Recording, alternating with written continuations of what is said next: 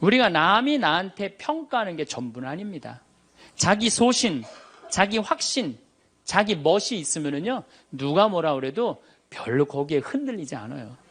근데 그냥 남들 말에 막 귀 기울이고 그냥 거기에 신경 쓰는 사람은 조금만 뭐가 있어도 화를 내고 자기를 주체하지 못하는 거예요.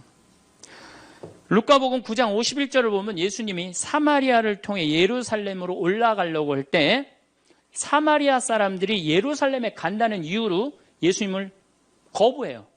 들어가지 못하게 동네를. 그 동네로 지나가면 지름길로 갈 수 있는데 그러니까 야고보하고 요한이 열받아갖고 뭐라 그러냐면 하늘에서 불을 내려다가 살러버릴까요? 얼마나 열받았으면은 하늘에서 불을 내려다가 살러버릴까요? 그래요. 근데 예수님은 이 둘을 꾸짖고 돌아가세요. 아, 예수님도 돌아가는데 우리가 화가 난다고 그냥 열 지르는 사람마다 전부 다 정면 돌파할 필요는 뭐가 있어요? 참 예수님. 반갑습니다. 오늘은 우리가 화나십니까? 라는 주제로 강의를 하도록 하겠습니다. 만약에 우리가 인생 살아가면서 이 화만 안 내도 우리 인생이 굉장히 평탄할 것 같아요. 근데 가끔 잘 참다가도 그냥 갑자기 한번 화가 나면은 막 모든 게 막 뒤죽박죽 되시지 않으세요? 저는 이 한국 사회를 보면은 화로 꽉 찬 것 같아.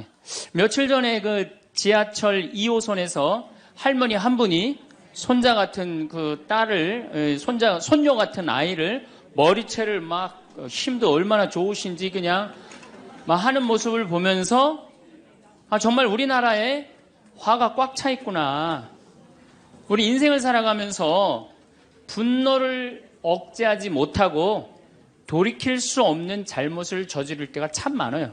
홧김에 어떨 때는 부모도 죽여요. 홧김에 남편도 죽이고 홧김에 아내도 죽이고. 그래서 이 화를 잘 다스린다는 게 굉장히 중요한 것 같아요. 그럼 여러분들 언제 화가 나요? 화가 나는 건 언제 화가 나냐면 무시당할 때. 남편이 시댁 식구들 앞에서 아니면 성당 모임에서 아, 우리 마누라는 할 줄 아는 게 아무것도 없다. 얼굴이 잘생겼나, 음식을 잘하나, 성격이 좋으나 마음에 드는 게 하나 없다고 정말로 남편이 구박하면은 정말로 속에서 부글부글 끓죠. 예, 내가 누구한테, 남편뿐만 아니라 다른 사람한테 내가 무시당할 때 우리는 화가 나요. 여기서 분노가 끌어올리죠. 또 남편들은 또 언제 화가 나요? 이 세상에서 아내한테 구박받을 처럼 화날 때가 없는 거예요. 당신 월급이 얼마냐? 우리 뭐 먹고 사냐? 누구 남편은 마누라 밍크코트 해줬대더라. 막 이러면은 남편도 막 홧김에 눈이 확 돌아가는 거죠.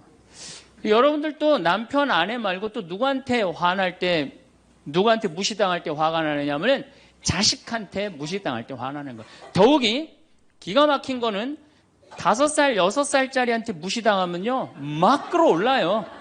여러분들, 5살, 6살짜리가 막 엄마 말 안 듣고 살살 거짓말 시키면 화나요, 안 나요? 뻔히 이놈이 거짓말 하는 거 아는데도 살살 거짓말 시키면 엄마는 막 화가 나요. 그래갖고 엄마가 막 자백하라고 그러죠. 너 이게 거짓말 아니냐고. 그럼 애는 끝까지 감춰요. 그럼 엄마는 그거 감추는 게 화가 나갖고 애를 막 두들겨 패죠. 근데 사실은 여러분들 그 아이들한테 화나는 거는 애가 문제가 있어서 여러분들 마음 안에 화가 꽉 차 있어서 그래요. 아니 그 5살, 6살짜리가 거짓말하면 얼마나 하겠어요. 그리고 자기가 잘못하면은 거짓말하는 건 인간의 본능이에요. 여러분들 국회의원들 청문회 볼 때 보면 거짓말 해야 안 해요? 장관 후보자들 청문회 할 때 보면 거짓말 해야 안 해요? 아니 그렇게 대단한 자리에 올라간 사람도 거짓말하는데 5살, 6살짜리가 거짓말한다고 그게 화가 나갖고 두들겨 패고 그러면 안 되죠. 그리고 뻔히 얘가 거짓말하는 거 알면서도 확인한다고 계속 자백해라, 진실을 말해라. 내가 보니까 거짓말하는 애가 나쁜 게 아니라 그렇게 몰아채는 엄마가 훨씬 나쁜 거예요. 그래갖고 마음 안에 뭐가 있느냐면은 너 한 번만 걸리기만 해봐라. 내가 가만히 두나 봐라. 그래갖고 한 번 걸리면은 한 번만 걸리기만 해봐라라고 95%의 엄마가 별론데요, 자식들한테.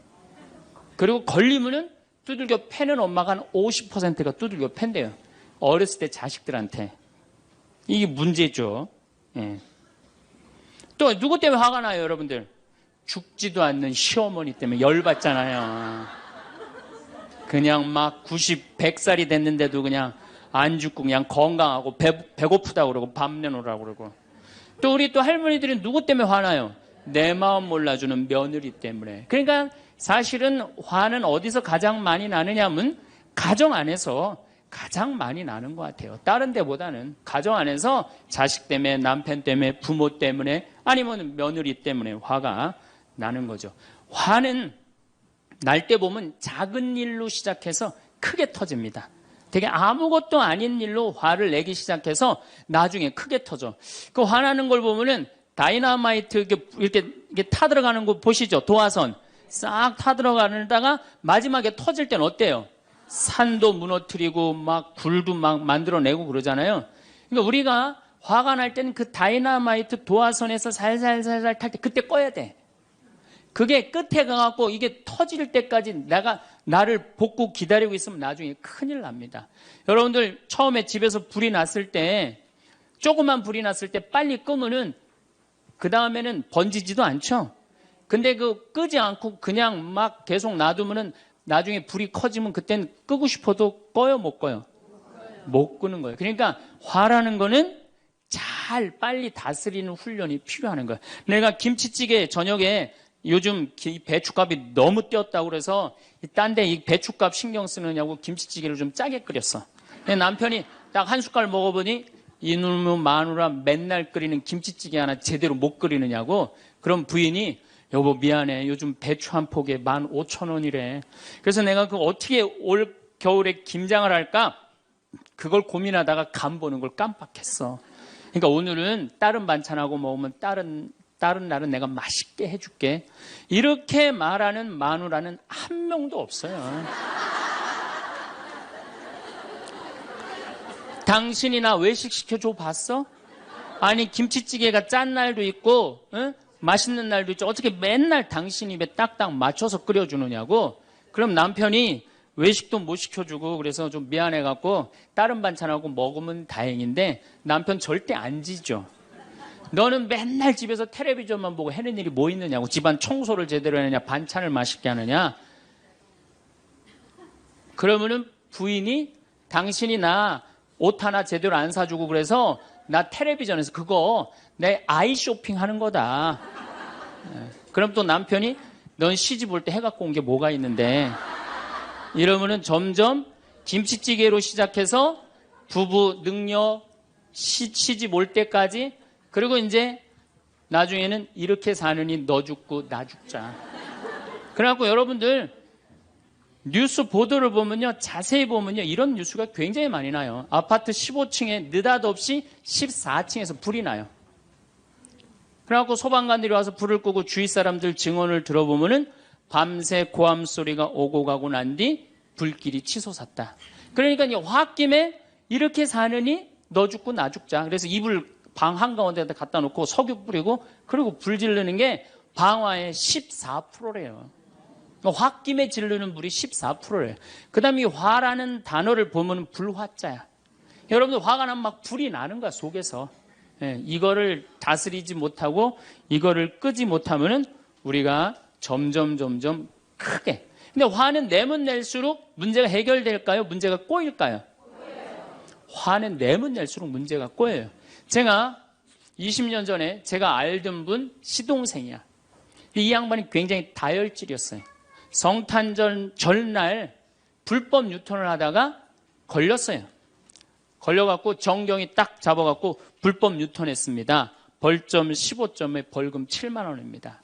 나는 안 했다. 내가 분명히 봤습니다. 이놈의 새끼 안 했다는데 왜 자꾸 그러느냐? 너 경찰서장이 누구냐? 누굽니다. 그래 마침 친구였나 봐요. 내 친구인데 너 가만히 안 놔두겠다고 귀싸대기를 때렸어요. 정경 귀싸대기를. 그랬더니 정경이 가만히 있어요. 공무집행방해로 철창에 집어넣어버렸어요. 그래서 거기서 길길이 뛰다가 그 자리에서 뇌출혈로 죽었어요. 불법 유턴한 거 하나 때문에. 근데 우리는 그런 일들 참 많아. 옛날에도 공중전화 오래 한다고 그런 사건도 있었죠. 그냥 아무것도 아닌데 그냥 조금만 한 번만 내가 이 고개를 숙이면 되는데. 저도 강의 다니느냐고 멀리 강의 갈 때 시간은 다가오고 차는 막히고 그러면 제가 불법 유턴도 많이 하고 빨간불일 때 건너도 많이 가요. 정말로. 왜냐하면 나를 기다리는 분이 보통 500명, 1000명인 경우가 많잖아요. 서울 올 때가 제일 그럴 때가 많아요. 딱 걸리면은 저는 딱 문 내리고 로만 칼라 딱 보여주면서 제가 뭐라고 그러냐면 정말 미안하다. 내가 불법 유턴한 거, 내가 신호 어긴 거 인정한다. 그렇지만 내가 강의가 있어서 그러니까 좀 잘 좀 봐줘라. 그런 경찰들이 대부분은요, 침 뱉은 거, 안전벨트 안 한 거, 벌점 없는 걸로 끊어주지 굳이 그거 벌점 매기면서 끊어주는 경찰 없어요. 인생 살아가면서 고개를 한 번만 숙이면은 문제가 해결될 때가 너무 많아요. 근데 그 한 번을 숙이는 게 우리가 안 될 때가 참 많아요. 가끔 잘 하다가도 어느 날 안 숙여지는 날이 있죠. 그거를 숙이는 것을 훈련이 된 사람이 성숙한 사람이에요. 그 사람이 정말로 어디다 내놔도 그 사람 문제 없이 살 사람이에요. 화날 때마다 그냥 막 집어 던지고 막 그러는 사람 주위에 친구 하나도 없어지죠. 또 우리가 언제 화가 나요? 식구 가운데 자기만 손해보고 희생한다고 생각할 때 화나요? 안 나요? 오빠는 대학 보내고 나는 고등학교밖에 안 보냈어. 그럼 부모님한테 막 화가 나요? 안 나요? 나죠? 성당에서도 화날 때가 언제예요? 나는 성모에서 맨날 부엌에서 그냥 겉절이 김치 담그고 그냥 맨날 하는데 그냥 반찬 다 만들어갖고 내놓으면은 생전 성당에도 안 보이던 여자가 그냥 싹 여우같이 차려입고 와갖고 그거 딱 차려놓은 거 딱 들고 신부님 앞에 딱 가서 거기서 그냥 헤거리고 그거 주워 먹어본 거 보면은 이 식당에서 나는 그냥 완전히 그냥 식순이로 그냥 하다가 그냥 그거 보면 화 나요? 안 나요? 나죠? 내가 손해본다고 생각할 때 화가 나는 거예요. 성당 공동체에서 제일 미치는 건 뭐냐 하면은 누군가 자기를 비난하고 다니고 있어. 근데 그 사람이 누군지를 모르겠어. 나를 두고 분명 욕을 하는데 그럴 때 화가 나요? 안 나요? 날 때 많죠. 열받는 분 계신가 보다. 내가 시집가서 내 시동생 어버 키우고 대학 보내고 장가 보내고 시누이도 그렇게 시집 다 내보냈어. 그래갖고 정말로 똥구멍이 찢어지게 가난한 집에 이 집에 와갖고 정말 다 이렇게 하고 다 먹고 살 만큼 해놨어. 그런데 환갑이 됐어. 그래갖고 야 내가 시집 와갖고 그렇게 잘해줬는데 내 환갑 때 다이아 반지를 해갖고 올 것이냐 유럽 여행 티켓을 갖고 오실 것이냐 기다리고 있는데 시동생 시누이들이 딱 환갑 때 왔는데 10만 원 봉투에 딱 넣어갖고 왔어. 그거 보면 열받아요? 열 안 받아요? 열 무지하게 받죠. 네. 그래갖고 내가 너희들하고 인간관계를 갖나 봐라. 그리고 인간관계 끊고 사는 사람들도 많아요. 해준 게 돌아오지 않을 때. 그렇죠? 내가 잘해줬는데 돌아오지 않을 때. 근데 우리는 살아가면서 여러분들 이제까지 은혜 받은 만큼 다른 사람한테 은혜 갚으셨어요? 저는 신부 되기까지 많은 신부님들, 많은 수녀님들, 많은 교우들이 저를 도와줬어요. 근데 신부 돼갖고 일일이 그분들한테 쫓아다니면서 다 감사했는가? 생각해보니까 다 하지 못했더라고요. 나도 다 감사하지 못했는데 내가 그 감사를 받지 못한다고 화낼 필요는 없지 않는가 그런 생각이 들어요. 제가 신학교 다닐 때 우리 학장 신부님이 돌아가신 배문환 신부님이 영성훈화 할 때 아주 이해하지 못하는 훈화를 꼭 하셨어요. 여러분들은 본당 신부가 돼갖고 교우의 40%만 지지를 받아도 여러분들은 성공하는 신부입니다. 근데 전 신학생 때 이해가 안 갔어요. 신학생 때 왜 이해가 안 갔느냐 하면은 내가 신학생 때 인기가 얼마나 좋았느냐 하면은 막 방학 때 가면은 주일학교 애들이 막 매달려갖고 길을 못 갔어요. 지금이야 뭐 이상한 세상이 돼갖고 그러지 못하지만은 25년 전만 해도 애들이 신학생들을 얼마나 매달리고 좋아했어요. 초등학교 애들이. 중고등학교 애들은 내가 방학 끝나고 신학교 돌아가면은 애인 군대 보내는 것처럼 그렇게 섭섭하고 편지 보낸다고 그러고 학사님 보고 싶다고 그러고 본당에서 아줌마들은 나보면 죽어 좋아서 그런데 신부가 돼갖고 교우의 40%가 나를 지지해주지 않는다? 신학생 때도 인기가 이 정도라면 본당 신부 돼갖고 인기가 더 높을 거 아니에요. 그래서 신학교 그 영성 문화를 이해를 못했어요. 근데 막상 제가 신부가 되고 보니 교우의 40% 지지받는 거는요, 하늘의 별 따기보다도 어렵더라고요. 왜냐하면은 우리나라 지금 통계적으로 미사 참여율이 25% 나와요. 그러니까 정말로 그 신부님이 지지받는 신부님이다. 제대로 40% 지지받는 신부님이다. 그러면은 교우의 40%는 미사 참여율 나와야 될 거 아니에요. 그러니까 교우가 1000명이라면 400명은 나와야 될 거 아니에요.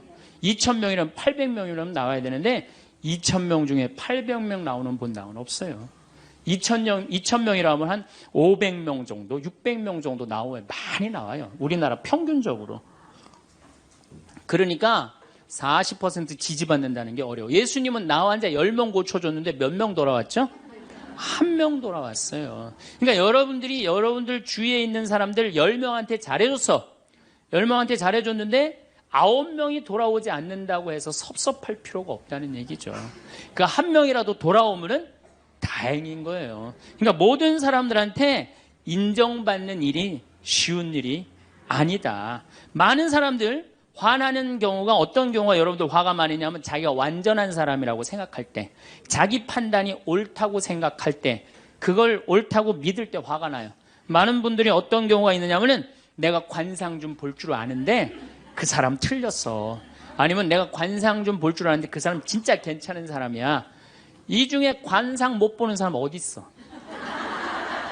50년, 60년 살으면은 딱 보면 다 알지. 그렇죠? 그런데 그게 맞는 경우도 있고 틀리는 경우도 참 많아요. 근데 우리는 어떤 착각을 갖고 있냐면 내가 적어도 판단하는 건 맞다고 생각해요.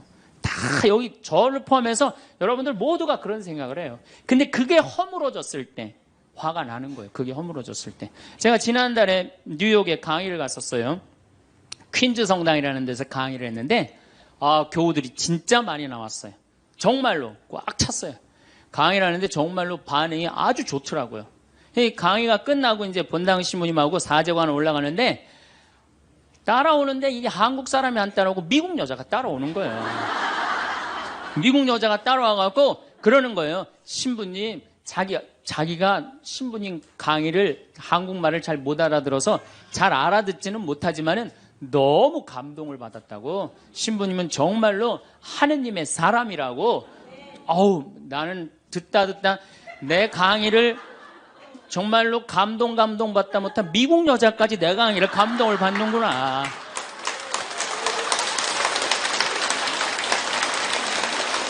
그래갖고 기분이 너무 좋아갖고 이제 그 여자하고 얘기를 하고 있는데 본당 신부님이 자꾸 나를 끄는 거예요. 사정안에 빨리 가자고.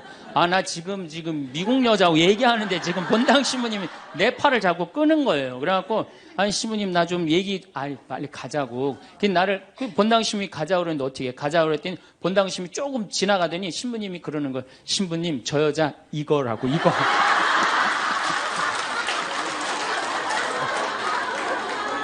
한국에서 강의만 오면은 강의 오는 신부님한테 쫓아다니면서 저런다고. 난 내가 강의 잘해갖고 그런 줄 알았더니 쫓아와갖고 그냥. 내가 성당 봉사한다고 해서 모두가 나를 알아봐 줄 거라고 착각해서는 안 됩니다. 성당에서 열심히 봉사하는 우리 형제 자매님들 가운데 요셉 형제 없으면 우리 성당 쓰러져. 마리아 자매님 없으면 우리 성모에 없어져. 우리 데레사 자매 없으면 성가대 없어져. 그 말 믿지 마세요. 없어져도 성당 잘 돌아가요. 성가대에서 데레사 자매 빠져도 오히려 더 잘 돼. 그러니까 내가 그렇게 대단한 인정을 받는다고, 내가 그런 자리에 차지한다고 생각하는 그때부터 내가 불행해지기 시작하는 거예요. 제가 늘 가끔 드리는 말씀이지만은 제가 작년 5월 달에 서울 오금동 성당에 강의 갔어요. 강의를 갔는데 그때도 막 많이 모였어요. 여러분들만큼. 그때는 베드로 얘기를 했어요. 베드로가 여러분들 굉장한 분이에요. 만약에 예수님한테 베드로가 없었다면 예수님이 없을 정도로 베드로는 예수님한테 절대적인 존재였어요. 막 그런 얘기를 막 하고 막 그러는데 교우들이 반응이 대단히 좋았어요. 그래갖고 이제 1강의가 끝나고 쉬는 시간이 됐는데 22년생 할머니야. 머리가 하얀 할머니가 자기가 돌아가신 추기경 형님하고 동갑이라는 거예요. 근데 추기경 형님 항상 자기하고 친한데 동창이라고 그랬다는 거예요. 추기경 형님, 김수환 추기경 형님이. 근데 자기는 그때 할머니가 88살 정도 됐던 걸로 기억이 나요. 88년 동안 살면서 이렇게 훌륭한 신부님 강의 처음 들었다는 거예요. 이야, 내가 정말로 인기가 많은가 보다. 그래갖고 할머니가 신부님 손을 한 번만 잡으면 죽어도 여한이 없다는 거예요. 이제 이 나이에. 그래서 아유, 할머니 감사합니다. 그리고 할머니 손을 잡았는데 이 할머니 하시는 말씀이 난 오늘 우리 차동엽 신부님 손을 잡아서 죽어도 여한이 없다는 거예요. 차동엽 신부님 손을 잡아서. 그래서 제가 그랬죠. 할머니, 저는 차동엽 신부가 아닙니다. 저는 황창현 신부입니다. 그렇게 분명히 말씀을 드렸는데 이 할머니는 황창현이라는 사람을 알지도 못하는 거예요. 그래갖고 또 뭐 상담하고 싶다는 분들이 있어서 상담을 쭉 하고 있는데 저쪽에 있는 할머니가 안 가고 기다리고 계시더라고요. 사람들이 다 떠나는데 할머니가 또 오셨어요. 이 유명한 신부님 손 한번, 우리 차동엽 신부님 손 한번 더 잡아보자고.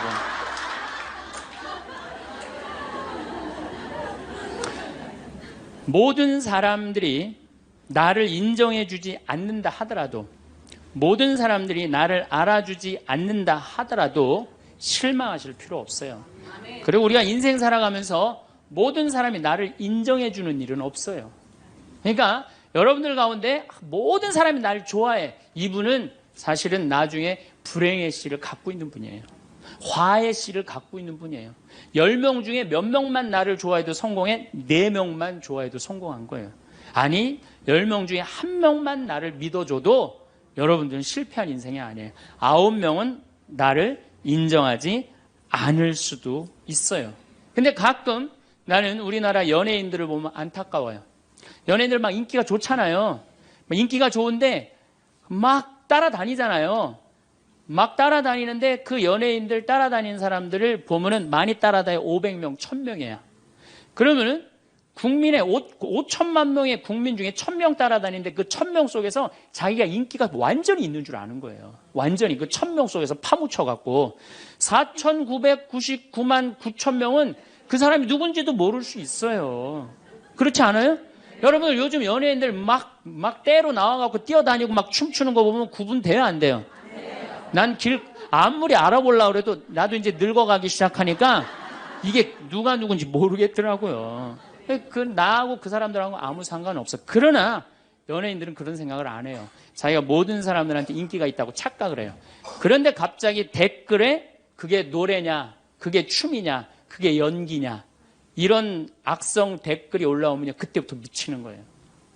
그래갖고 그 악성 댓글을 올려봤자 내가 보기에는 정신 나간 사람이 올리거나 아니면은 자기 마음에 안 드는 사람 올리는데 많이 올려야 50명, 100명도 안 올릴 거예요.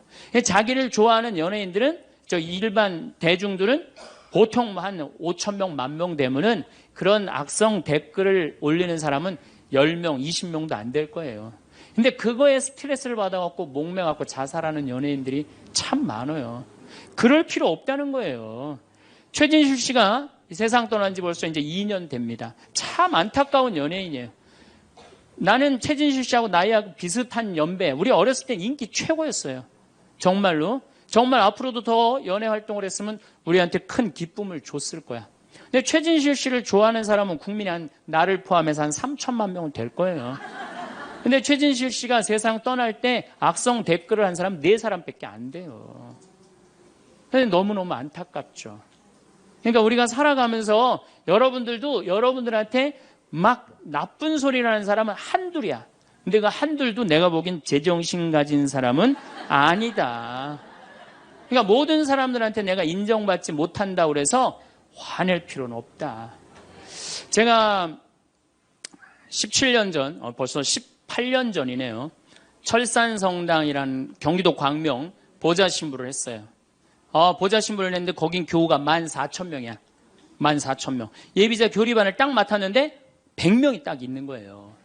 새로 신부는 됐지. 그냥 교리 교환을 신학교 때 얼마나 공부를 열심히 하고 준비를 열심히 했어요. 100명이 있으니까 기분이 너무 좋더라고요.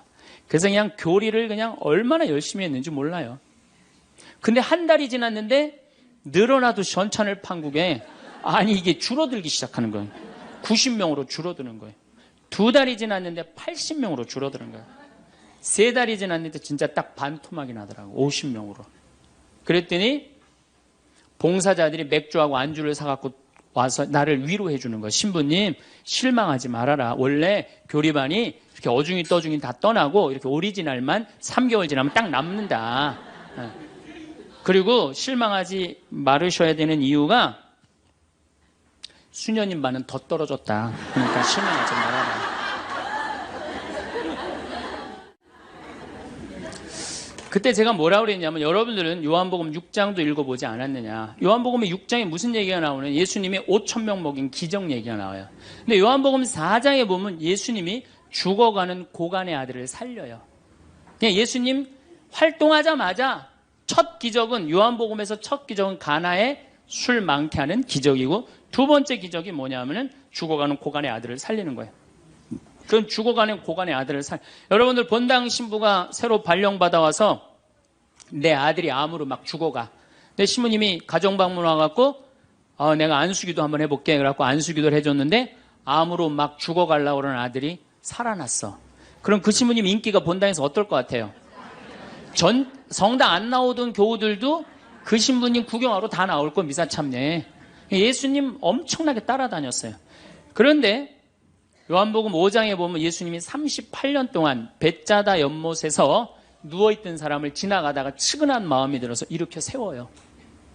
근데 신부님 우리 시어머니는 중풍으로 38년 동안 누워있었다고. 그럼 내가 또 한번 안수기도 해볼게. 가서 안수기도 했는데 시어머니가 38년 만에 일어났어. 그럼 본당 신부님 인기는 하늘을 찌르는 게 아니라 하늘을 뚫고 올라갈 거예요. 그 정도로 예수님 인기가 그렇게 좋았어요. 그래갖고 이 사람들이 예루살렘에서 예수님이 그런 기적을 하셨는데 예수님을 갈릴레아 호수까지 몇 명이 따라가느냐 하면 5,000명이 따라갑니다. 자기네들 스스로 제자라고 그러면서 5,000명이 따라가요. 5,000명이 따라가는데 보니까 3일 동안 이 사람이 밥을 못 먹어. 그러니까 예수님이 빵 5개, 물고기 2마리로 5,000명을 먹여요. 그러니까 당시 유대인들이 뭐라고 그러냐면 우리가 드디어 기다리던 왕이 왔다. 왕으로 억지로라도 모시자. 그래요. 그러니까 예수님이 딱 사라졌다가 저녁에 딱 나타나는데 갈릴레아 호수에 나타나는데 성서에 25에서 30 스타디온 정도 배가 떨어져 있었다고 그랬어요. 그럼 완 스타디온은 얼마냐? 한 200m 정도를 완 스타디온, 한 스타디온이라고. 여러분들 스타디온이 어디서 온 말이에요? 스타디움 한 바퀴를 돌고 있습니다. 그러잖아요. 그 스타디움이 성서에서 나오는 스타디온에서 나온 얘기예요.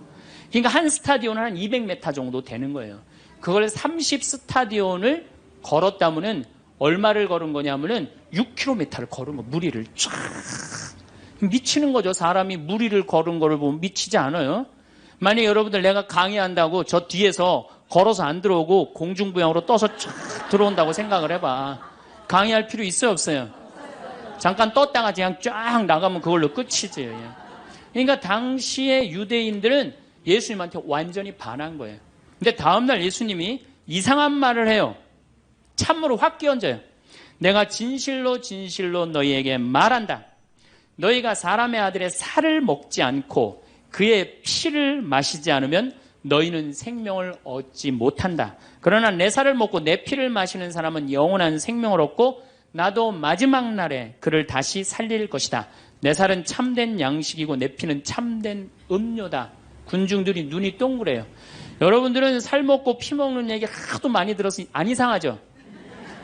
그런데 다른 종교인들이 우린 예수님 살 먹어, 예수님 피 마셔 그러면은 어떻게 생각할 것 같아요? 식인종 아니면 드라큘라 둘 중에 하나예요.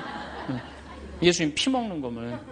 그러니까 당시의 유대인들이 뭐라고 그러냐면 이 말씀은 듣기가 너무 거북하다. 누가 듣고 있을 수 있겠는가? 그러니까 그러면서 떠나요. 그러니까 예수님이 당신의 말씀을 두고 투덜거리는 것을 속으로 아시고 그들에게 이르셨다. 이 말이 너희 귀에 거슬리느냐? 그리고 성서에 이렇게 우리에게 말합니다. 이 일이 일어난 뒤로 제자들 가운데 많은 사람이 되돌아가고 더 이상 예수님과 함께 다니지 않았다. 다 떠나간 거예요. 말을 알아듣기 너무 어렵다고. 그러니까 이제 예수님이 이제 딱 12명 딱 남아있는 거, 어떤 무식한 어부 12이 눈을 동그랗게 뜨고 예수님을 쳐다보는 거예요. 그러니까 예수님이 이때 뭐라고 그러냐면은, 너희도 떠나고 싶으냐. 그러니까 이 12마저 떠나면 예수님 완전히 낙동강 오리알 되는 거예요. 이때 대단한 인물이 하나 나옵니다. 누구냐? 베드로예요. 다 떠났음에도 불구하고 의리를 지킨 분이 베드로예요. 당신은 영원한 생명을 주시는 말씀을 가지고 있는데 우리가 어디를 갑니까? 그리고 예수님은 이 12하고만 다니세요. 그리고 요한복음 6장 다음에 7장에는 뭐라고 써 있느냐면은 이들이 예수님을 죽이려 함으로 예수님은 더 이상 공식적으로 돌아다니지 않고 몰래 숨어서 갈릴레아만 다니셨다고 그래요. 그러니까 이 12라고만 그냥 돌아다닌 거 죽이려고 그러니까 피해서. 그러니까 예수님이 그렇게 죽어가는 고간 아들 살리고 38년 동안 배짜다 연못에 누워있던 사람 살리고 5,000명 먹이고 생 난리를 쳐갖고 막 5,000명이 따라다니다가 결국은 몇 명 건졌느냐? 12명 건진 거예요. 여러분들 5,000명 중에 12명 건진 예수님이 나요? 100명 중에 50명 건진 제가 나요? 누가 나요? 내가 낫지 않아요? 아니 내가 예수님보다 나은데 뭐 그 예비 교우 50명 떨어졌다고 실망할 게 뭐 있어. 나는 가끔 한심한 레지오 단장들이 있어요. 신부님 우리 단원이 10명인데 오늘 2명밖에 안 나왔습니다. 그래서 둘이서 울면서 개응을 했습니다. 우리 레지오 해체해야 될까 봅니다. 이렇게 오는 단장이 있는데 한심한 단장이죠. 10명 중에 2명 나왔다 그러면 20% 지지받는 단장이야. 자, 5,000명 중에 12명 남긴 예수님이 나요? 10명 중에 2명 나온 단장이 나요? 누가 나? 단장이 훨씬 나은 거예요. 또 요즘 우리나라 구역 반모임 활성화를 위해서 굉장히 많이 노력하죠. 근데 많은 경우 반장님들, 구역장님들이 실망해요. 우리 구역이 10세대인데 3세대밖에 안 나온다. 4세대밖에 안 나온다. 이렇게 실망하는 분들이 굉장히 많아요. 그러면은 10세대 중에 3세대나 4세대 나오면은 이건 본당 신부보다 난 사람이에요. 예수님보다는 뭐 더 난 사람이고 실망할 필요가 뭐 있어. 예수님 뭐라 그러냐면 너희 중에 단 두세 사람만 모여도 내가 그곳에 함께 있겠다. 그러면 됐지 뭐 이렇게 욕심이 많아요. 그러니까 여러분들 모든 사람들한테 인정받는 건 쉬운 일이 아니고 인정받으려고 할 때 우리 인생이 피곤해지고 화가 난다 이거예요. 제가 2년 전에 평화방송에 강의를 한 2달 정도 했어요. 많이 한 것도 아니에요. 2달. 그런데 정말로 인기가 대단하더라고. 막 전화가 얼마나 오는지. 특히 천주교 교우들은 의외로 전화를 안 하더라고. 개신교 성도들이 얼마나 전화를 많이 하는지 몰라요. 신부님 너무너무 설교 좋다고. 예. 천주교 교우들은 왜 전화하느냐 하면은 천주교 교우들은 원래 입이 무겁잖아요.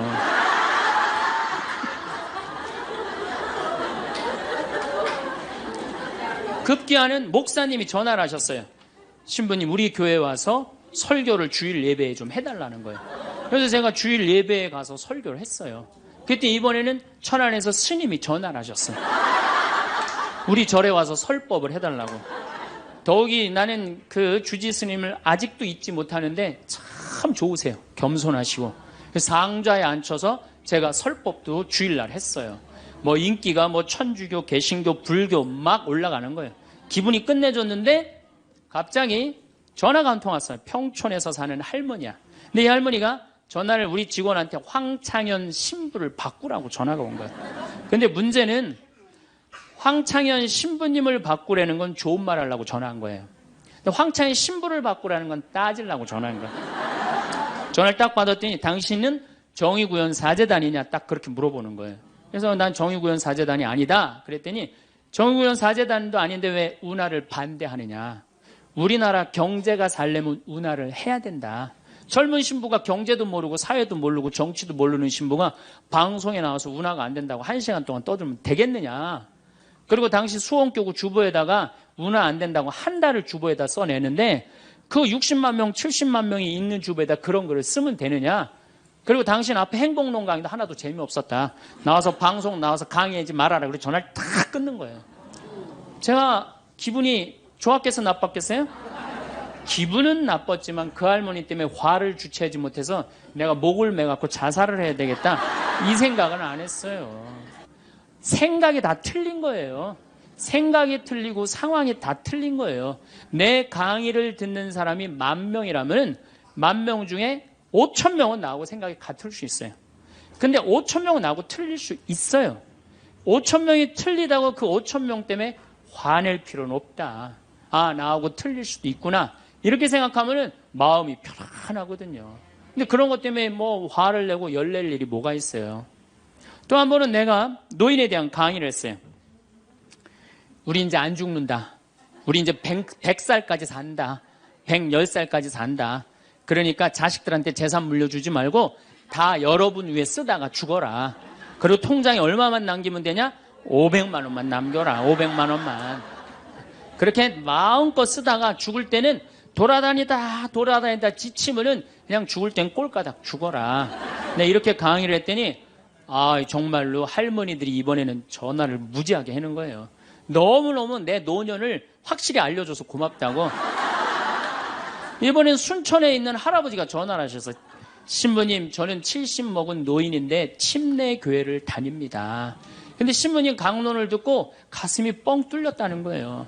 내가 남은 인생 30년이나 남았는데 어떻게 살아야 되는지 너무너무 잘 들었다고. 근데 신부님이 다음 주에 이제 돈 다 쓰다가 꼴까닥 죽는 방법을 알려준다고 그랬는데 그 주간에 당신이 어딜 가갖고 못 들었대, 내 강의를. 그래갖고 꼴까닥 죽는 방법을 알려달라고 전화를 했더라. 이야, 정말로 이 순천의 할아버지도 나한테 전화를, 기분이 너무너무 좋더라고요. 근데 하느님은 참 짓궂게도 그 전화 끊자마자 이번에는 저 부산에서 전화가 왔어요. 황창현 신부를 바꾸라고. 전화를 딱 받았더니, 당신이 황창현 신부냐고. 내가 황창현 신부라. 당신 요즘 왜 그런 강의를 방송에서 나와서 해서 집안을 평지 풍파를 일으키는 거야. 그러니까 내 강의를 듣고 시어머니일 거예요. 시어머니가 내 강의를 듣고 며느리를 불러서 한 소리 한 거지. 나 안 죽는데더라. 너 나 다 나 위해서 쓰다가 나 통장에 500만 원만 남길 테니까 나한테 유산 받을 생각 꿈도 꾸지 말아라. 그렇게 이제 얘기를 한 거야. 그러니까 그냥 열받으니까 나한테 전화를 한 거죠. 그런 강의 하지 말라고. 그리고 그 다음에는 한마디 더 하더라고요. 당신 강의하는 거 재수 없다고 그러죠.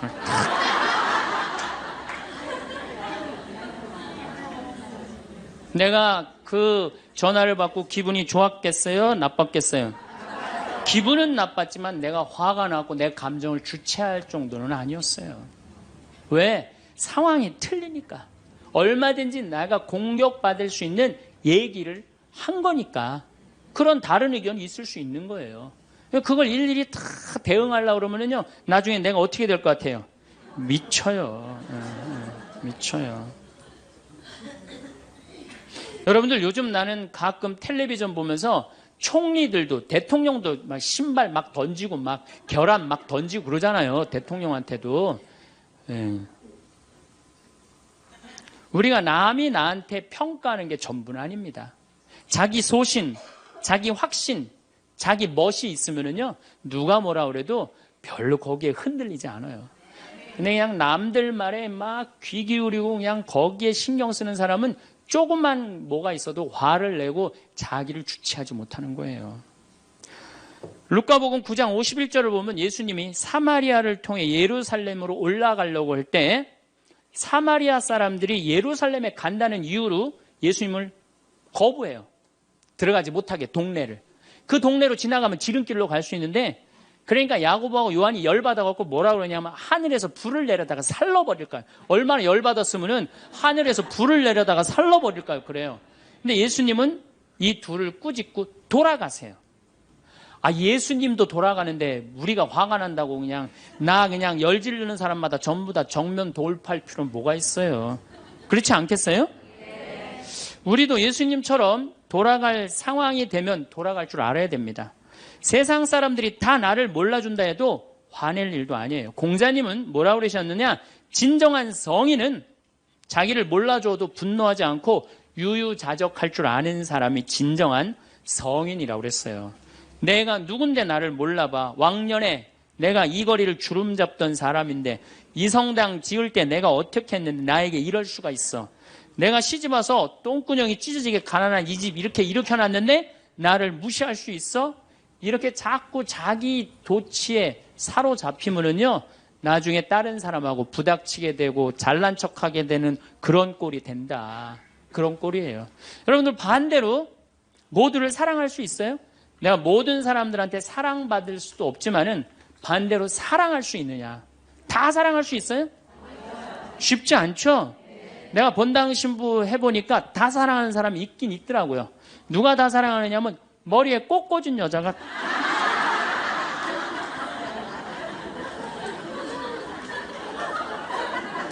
이게 모두를 사랑한다는 게 쉬운 게 아니에요. 근데 우리는 뭐에 지금 쇠뇌가 되어 있느냐면 성당에 나오면 어떻게 해야 된다고 생각해요? 모두를 사랑해야 된다고 생각하지 않아요? 나를 괴롭히는 사람, 나를 미워하는 사람, 나한테 힘들게 하는 사람 다 사랑해야 된다고 생각해요? 그렇게 생각하잖아요. 그리고 은연중에 그런 교육을 받았어요. 은연중에. 근데 성서에 모두를 사랑하라는 구절은 없어요. 서로 사랑하라고 그랬지 모두를 사랑하라고 하는 구절은 없어요.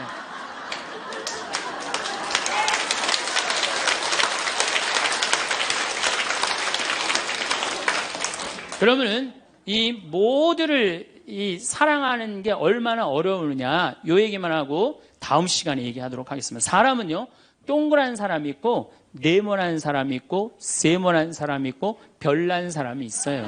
그렇죠? 근데 꼭 사람 중에 삐죽한 사람이 있어. 삐죽한 사람. 말 한마디라도 꼭 아프게 하는 사람이 있어요. 그래갖고 내가 이제 마음 먹고 파마를 싹 했단 말이야. 마음 먹고. 그래갖고 이 동그란 사람이 파마를 딱 했는데 삐죽한 놈이 딱 와서 한마디 합니다. 파마를 왜 그렇게 했어? 얼굴이 떡판 같아 보이잖아. 그럼 이 동그란 사람 피가 뚝뚝 떨어져요? 안 떨어져요? 뚝뚝 떨어지는데 동그란 사람 특징은 뭐냐? 남한테 싫은 소리 하면 안 되는 줄 알고 있는 거예요. 그러니까 동그란 사람이 그렇게 내 가슴에 피가 떨어지면 한마디 해줘야 될 거 아니에요. 내가 떡판이든 뭐든 네가 무슨 상관이냐 이렇게 얘기를 해야 되는데 동그란 사람은 파마를 왜 그렇게 해서 얼굴이 떡판 같잖아. 그러면 동그란 사람이 뭐라고 그러냐면 그러게 해다 보니 그렇게 됐네. 그리고 어디 가서 울기 시작하냐면 성당에 가서 울기 시작하는 거예요. 예수님 저 삐죽한 여자가 나보러 떡판이래요. 근데 예수님 당신이 정말로 십자가에서 참고 인내하고 용서하고 사랑했으니까 나도 참고 용서하고 인내하고 사랑할게요. 그래갖고 그냥 겨우 어떻게 주체할 수 없는 걸 다스려갖고 고해성사를 봤어. 고해성사를 봐갖고 용서를 했어.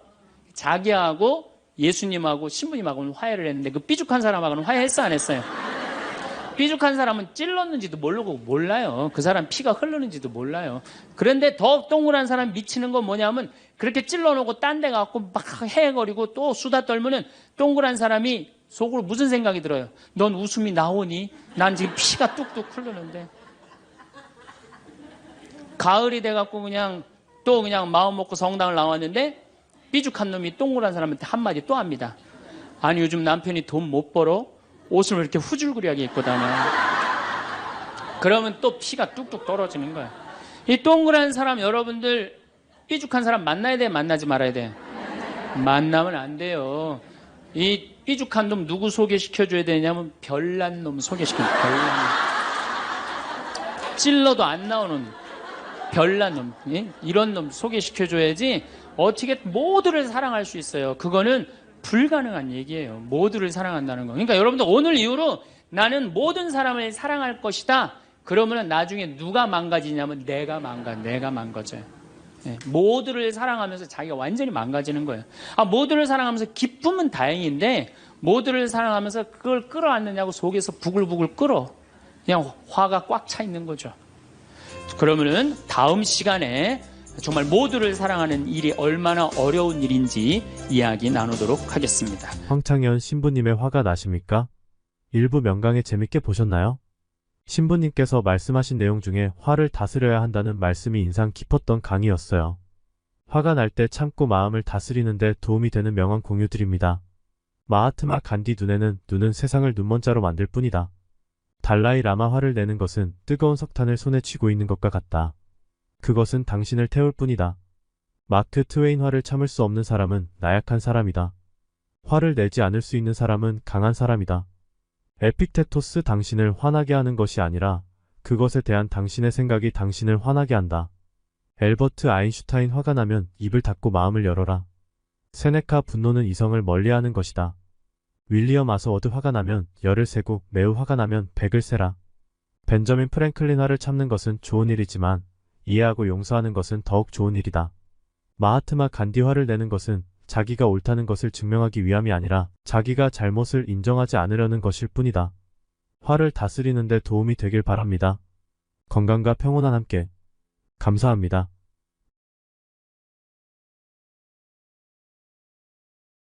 행복론이에요. 행복론. 행복하여라 마음이 가난한 사람들, 행복하여라 마음이 깨끗한 사람들, 행복하여라 마음이 온유한 사람들, 행복하여라 슬퍼하는 사람들, 행복하여라 아픈 사람들, 행복하여라 옳은 일을 하다 박해를 받는 사람들.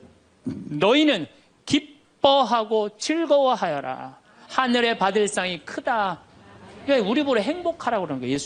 예수님 기쁨을 처음 입을 열어서 하신 거는 행복론이고 마지막에 돌아가실 때는 기쁨이에요. 기쁨. 우리한테 기쁨과 행복을 주고 싶었던 거예요. 근데 그냥 2000년 지나서 와서 보니까 그냥 천주교들 그냥 기쁨과 행복은 온데간데 없고 옷은 다 까먹고 입고 와갖고 앉아갖고 예수님 반갑습니다. 지난주에 이어서 오늘 우리가 정말로 모두를 사랑하는 일이 얼마나 어려운지 제가 지난주에 말씀드렸습니다. 동그란 사람, 네모난 사람, 세모난 사람, 별난 사람. 사람은 다 틀려요. 정말 제가 다 틀리다는 걸 얼마나 느끼느냐 하면은 내 친구들하고 냉면을 먹어도 내 친구 중에 아주 친한 친구가 하나 있는데 얘는 냉면을 먹으면은 달걀이 나오잖아요. 근데 걔는 흰자만 좋아해요. 근데 저는 노른자만 좋아해요. 저는 노른자만. 그래서 걔를 노른자를 빼놔요. 그럼 저는 노른자만 먹고 걔는 내 흰자 갖고 가고. 사람이 정말로 틀리는 것 같아요. A형하고 B형하고 A병하고 O형하고 밥을 먹었어요. 넷이서 밥을 먹었는데 성격이 다른 거죠. 꼭 P의 문제가 아니라 유형 이렇게 뭐 별 유형이 다 있듯이. 근데 보통 A병이 자기 하고 싶은 대로 한대잖아요. 그러니까 그냥 밥을 먹다가 승질이 났는지 어땠는지 숟가락을 내더니 확 나가버렸어요. 그랬더니 오지랖 넓은 O형이 궁금한 거예요. 앉아서 밥을 먹을 수가 없는 거예요. 제가 왜 나갔는지. 그래서 숟가락을 놓고 따라 나갔어요. 무슨 일인지 알아보려고. B형은 그러거나 말거나 주변에 신경을 안 써요. 나만 편안하면 되는 거야. 밥을 그냥 먹는 거예요. 계속 상관하지 않고. 그랬더니 소심한 A형이 밥이 안 넘어가는 거예요. 그래갖고 아무 신경도 안 쓰고 밥을 먹는 B형을 쿡쿡 찌르면서 한마디 합니다. 혹시 제 A병 나 때문에 삐져서 나간 거 아니냐. 그러니까 신경 쓰지 말아야 되는 건데도 신경을 다 쓰는 거예요. 우리 이렇게 교우들 중에 굳이 내가 저 사람 이렇게 고민하고 괴로워하는 것까지 내 탓이 아닌데도 뭐 성당에서 뭐가 일이 잘못되면 다 누구 탓인 것 같아? 다 내 탓인 것 같아. 우리가 어디서 이게 교육을 받았느냐면은 루카복음 6장을 읽어보면은 뺨을 맞으면 다른 뺨을 돌려대고 겉옷을 달라고 그러면은 속옷을 두고 원수까지도 사랑하라고 가르칩니다.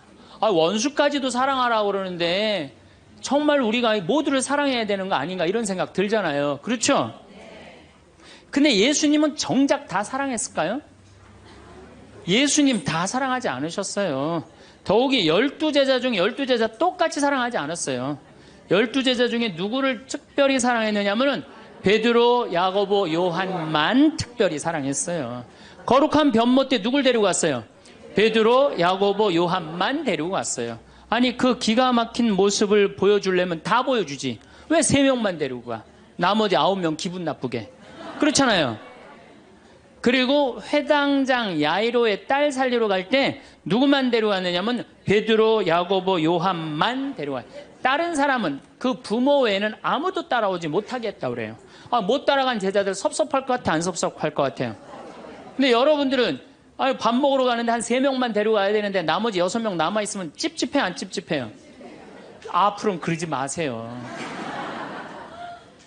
예수님이 겟세마니 동산에서 내 마음이 괴로워 죽을 지경이니 나와 함께 깨어 있어줘라. 그렇게 하고 가까이에 누구만 불렀느냐면 베드로, 야고보, 요한만 불렀어요. 예수님도 12 중에 3명만 이렇게 사랑했는데 여러분들은 레조 단원들 12이면 12명 어떻게 다 사랑해? 그 중에 3명만 사랑해도 누구하고 똑같아? 예수님하고 똑같은 거예요. 근데 놀랍게도 마태복음 18장에 이런 얘기가 나옵니다. 만약에 이웃이 잘못하면 우선 개인적으로 그러지 말라고 말하고 다음 한두 사람의 증인을 세우고 그래도 말 안 들으면 교회에 알리고 그래도 말 안 들으면 세리나 이방인 취급을 하라고 그래요.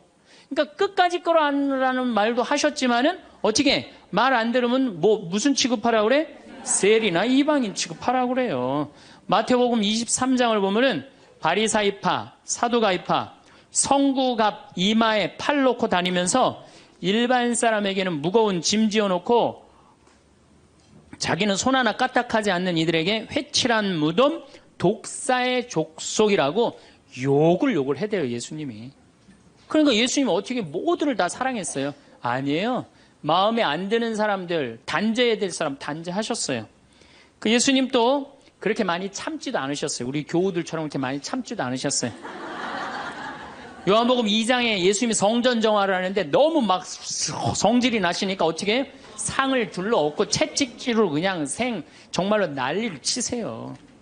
그러니까 여러분들도 이제는 너무 참지 마세요. 그러다가 여러분들 누가 다쳐요? 내가 다쳐요. 그런데 성당에 나오면 자기를 버리고 자기 목숨을 구하려 하지 말고 예수님 십자가를 지고 따라야 된다. 이 말이 꽉 귀에 들어오는 거예요. 순교자들이 이렇게 사셨다. 순교자들이. 우리들도 하느님 제대로 믿으려면은 순교자나 예수님처럼 그렇게 십자가 지고 참아야 된다. 그리고 우리 또 선조들은 또 얼마나 대단해요. 막 피가 그냥 뼈가 튀어나오도록 맞으면서도 그걸 다 참고 배교하지 않고 하느님 사랑하고 그냥 그 사람들도 구원해서 기도했잖아요. 그러니까 자기를 미워하고 남을 위해서 살아야 한다고 자기에게 어떤 일이 있더라도 주님께서 주시는 십자가라고 생각하고 참고 살아야 된다. 이렇게 우리는 이 말씀에 눌려 살아요. 이걸 뭐라고 그러냐면 십자가 컴플렉스라고 그래요. 십자가 컴플렉스. 나도 십자가를 져야 된다. 예수님이 손목에 못 박혔을 때 얼마나 아팠을까? 그거 그냥 심줄을 뚫고 지나갔을 때 얼마나 아팠을까? 발목 못 박히셨을 때 얼마나 아프셨을까? 그러니까 나를 죽이려고 애쓰고 웬만한 일은 주님은 주시는 시련과 십자가라고 참고 견디고 살면은 내면에는 기쁨이 하나도 없고 정신적 질병에 시달리는 경우가 많아요. 순교가 아니라. 그래갖고 그냥 우리 천주교 교우들은 이혼도 못하고 살아요. 남편이 그냥 맨날 술 먹고 때리고 빚지고 노름해. 도저히 아이들을 데리고 살 수가 없어. 그래갖고 그냥 구역장님이나 레조 단장님한테 상담을 합니다. 나는 정말로 이제 도저히 저 남편하고 못 살겠다고.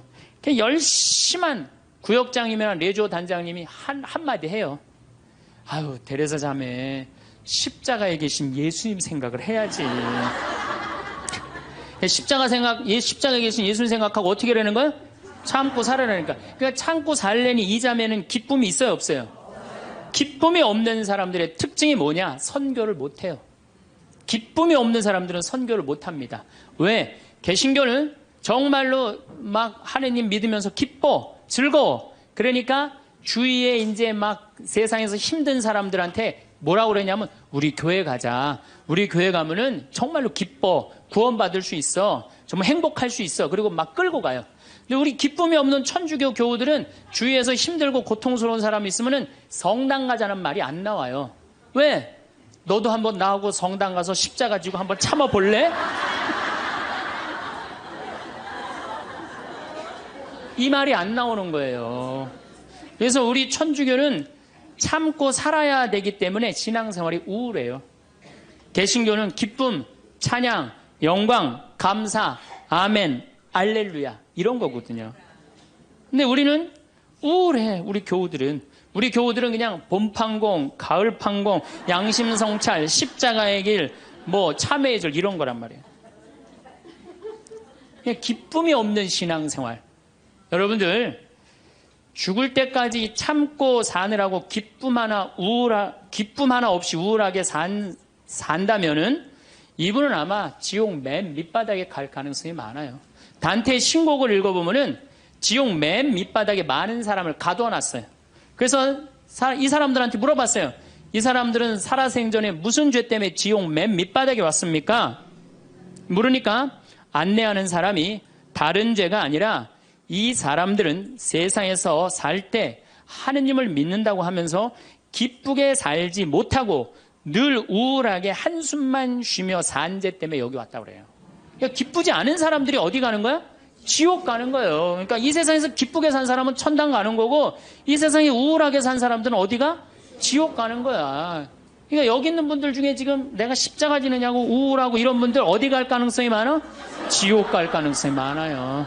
그래서 우울한 사람이 가는데 아예 정해놨어요. 제 5옥에 간대. 지옥 중에. 지옥 1옥부터 9옥까지 있는데 5옥에 간대. 5옥.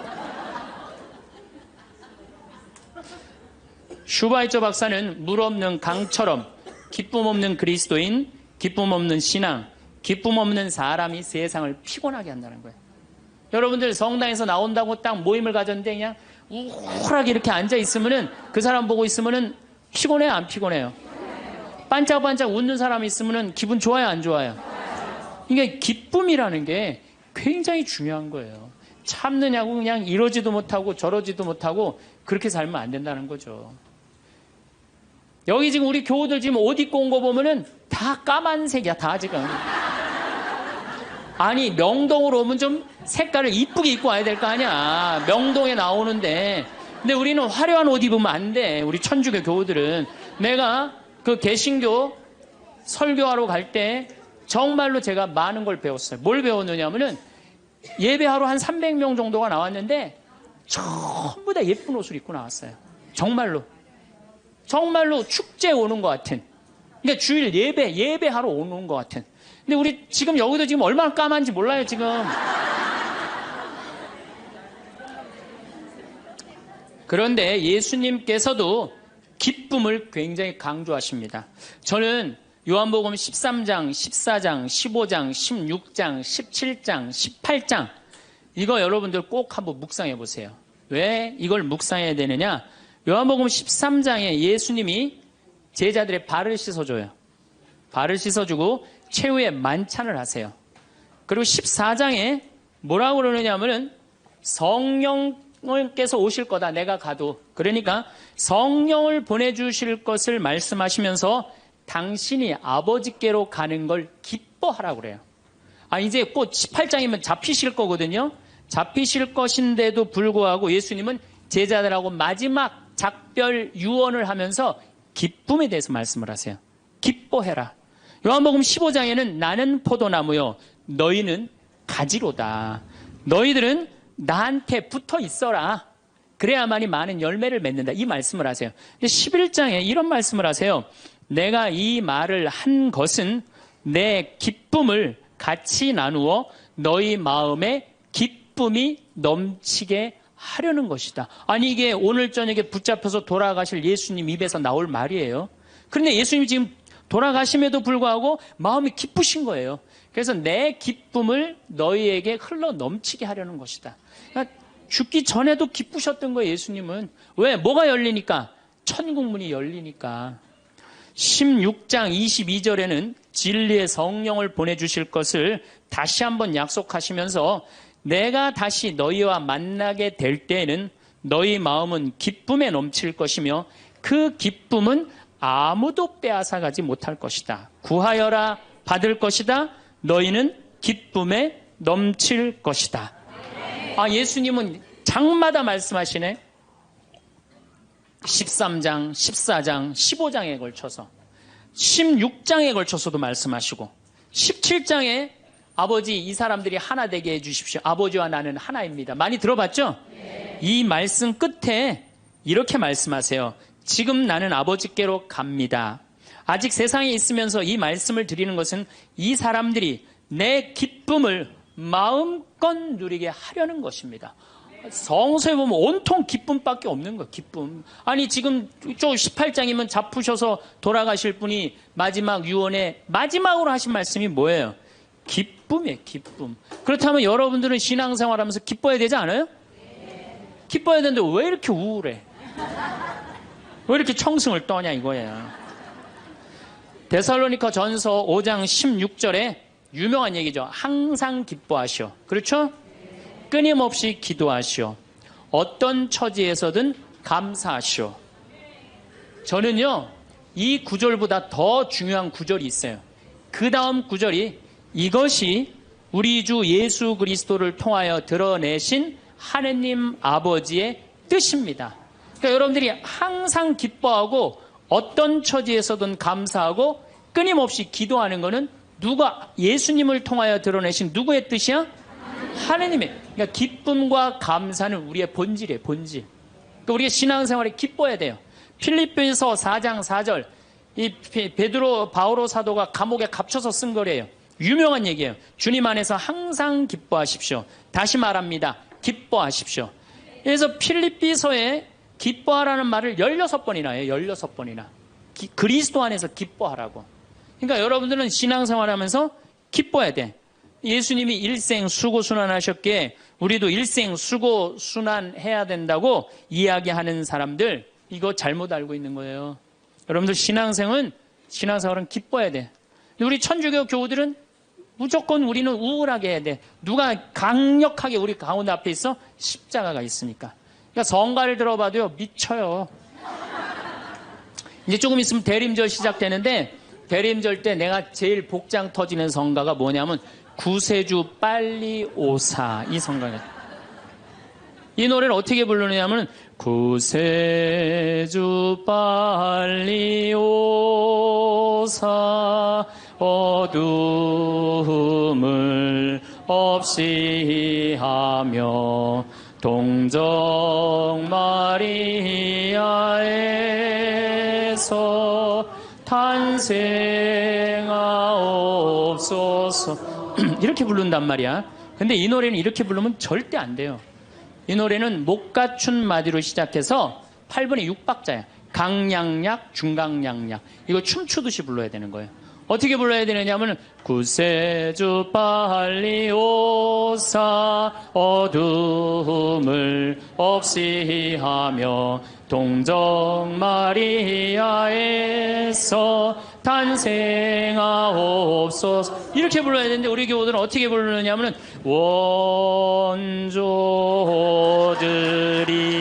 원조들이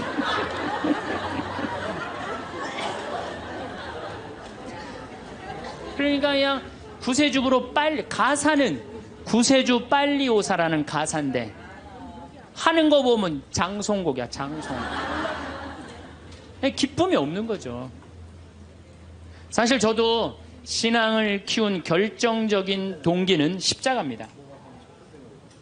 중학교 때 성당에 가보면 나는 수원 조원동 주교자 성당에 다녔는데 십자가가 나무 십자가인데 큰 게 있었어요.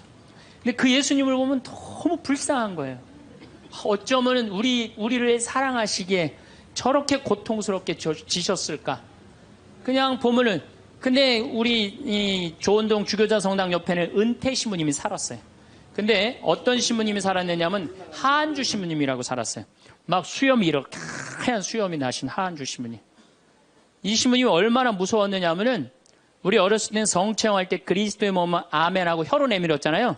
혀를 안 내밀면 입 벌리라고 소리를 질렀어요. 그래갖고 그 신부님이 나와서 미사를 하면은 그 줄에는 아무도 안 갔어요. 다 보자 신부 줄에 가갖고 다 성체험하고 그래. 근데 나는 중학교 2학년 때부터 신학교를 가려고 그랬으니까 신부님 집에 놀러를 자주 갔어요.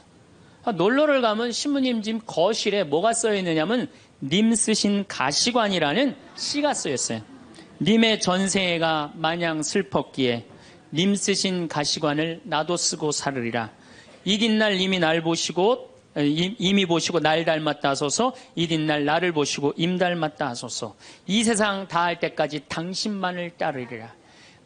그 시를 보는데 가슴에 팍 와닿더라고요. 님의 전생애가 마냥 슬펐기에. 얼마나 이게 이 중학생 그 가슴에 와닿아요. 우리 님이 한 번도 기쁘지 않고 전생애가 마냥 슬펐기에 나도 님 쓰신 가시관을 나도 쓰고 살으리라. 얼마나 이게 가슴에 와닿아요. 여러분도 그렇지 않아요? 전생애가 고통스러웠더니 불쌍하지 않아 예수님? 그래갖고 나도 그 님의 전생애가 마냥 슬펐기에 님 쓰신 가시관을 나도 쓰고 살으리라. 그거 하려고 신학교 들어갔어요. 신학교 들어갔더니 이번에는 신학교에서 신상옥이라는 친구가 지금도 활동 열심히 하고 있죠. 이걸 곡으로 써놨는데 기가 막힌 거예요.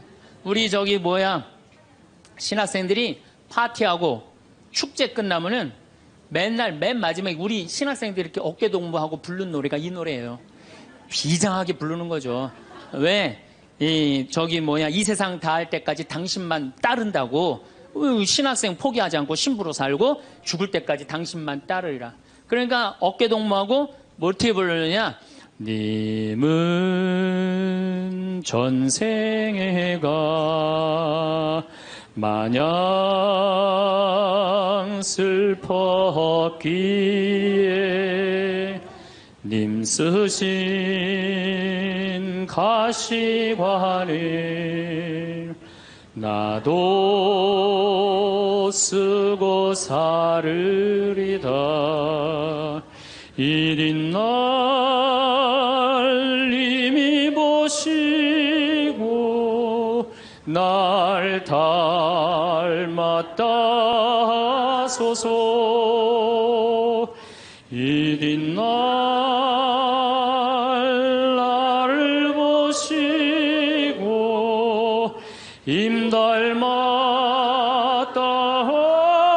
하소서. 이 세상 다할 때까지 당신만 따르리라.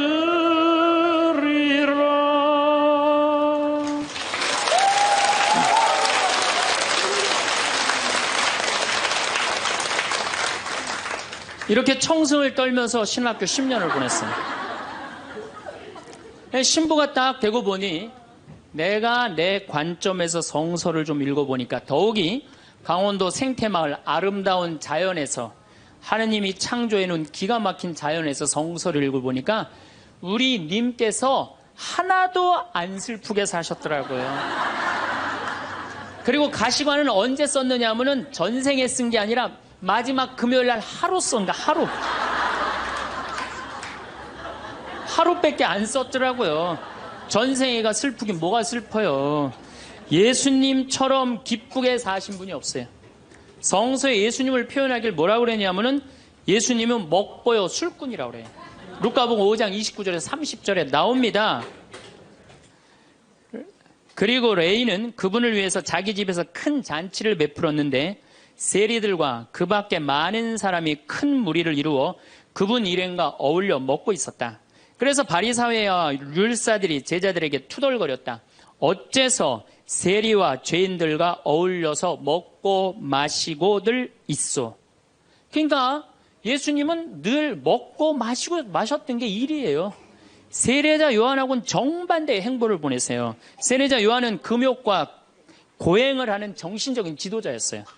마르코복음 1장 6절을 보면 사막에서 지내면서 낙타 털옷을 입고 들꿀을 먹으면서 지냈다고 그래요.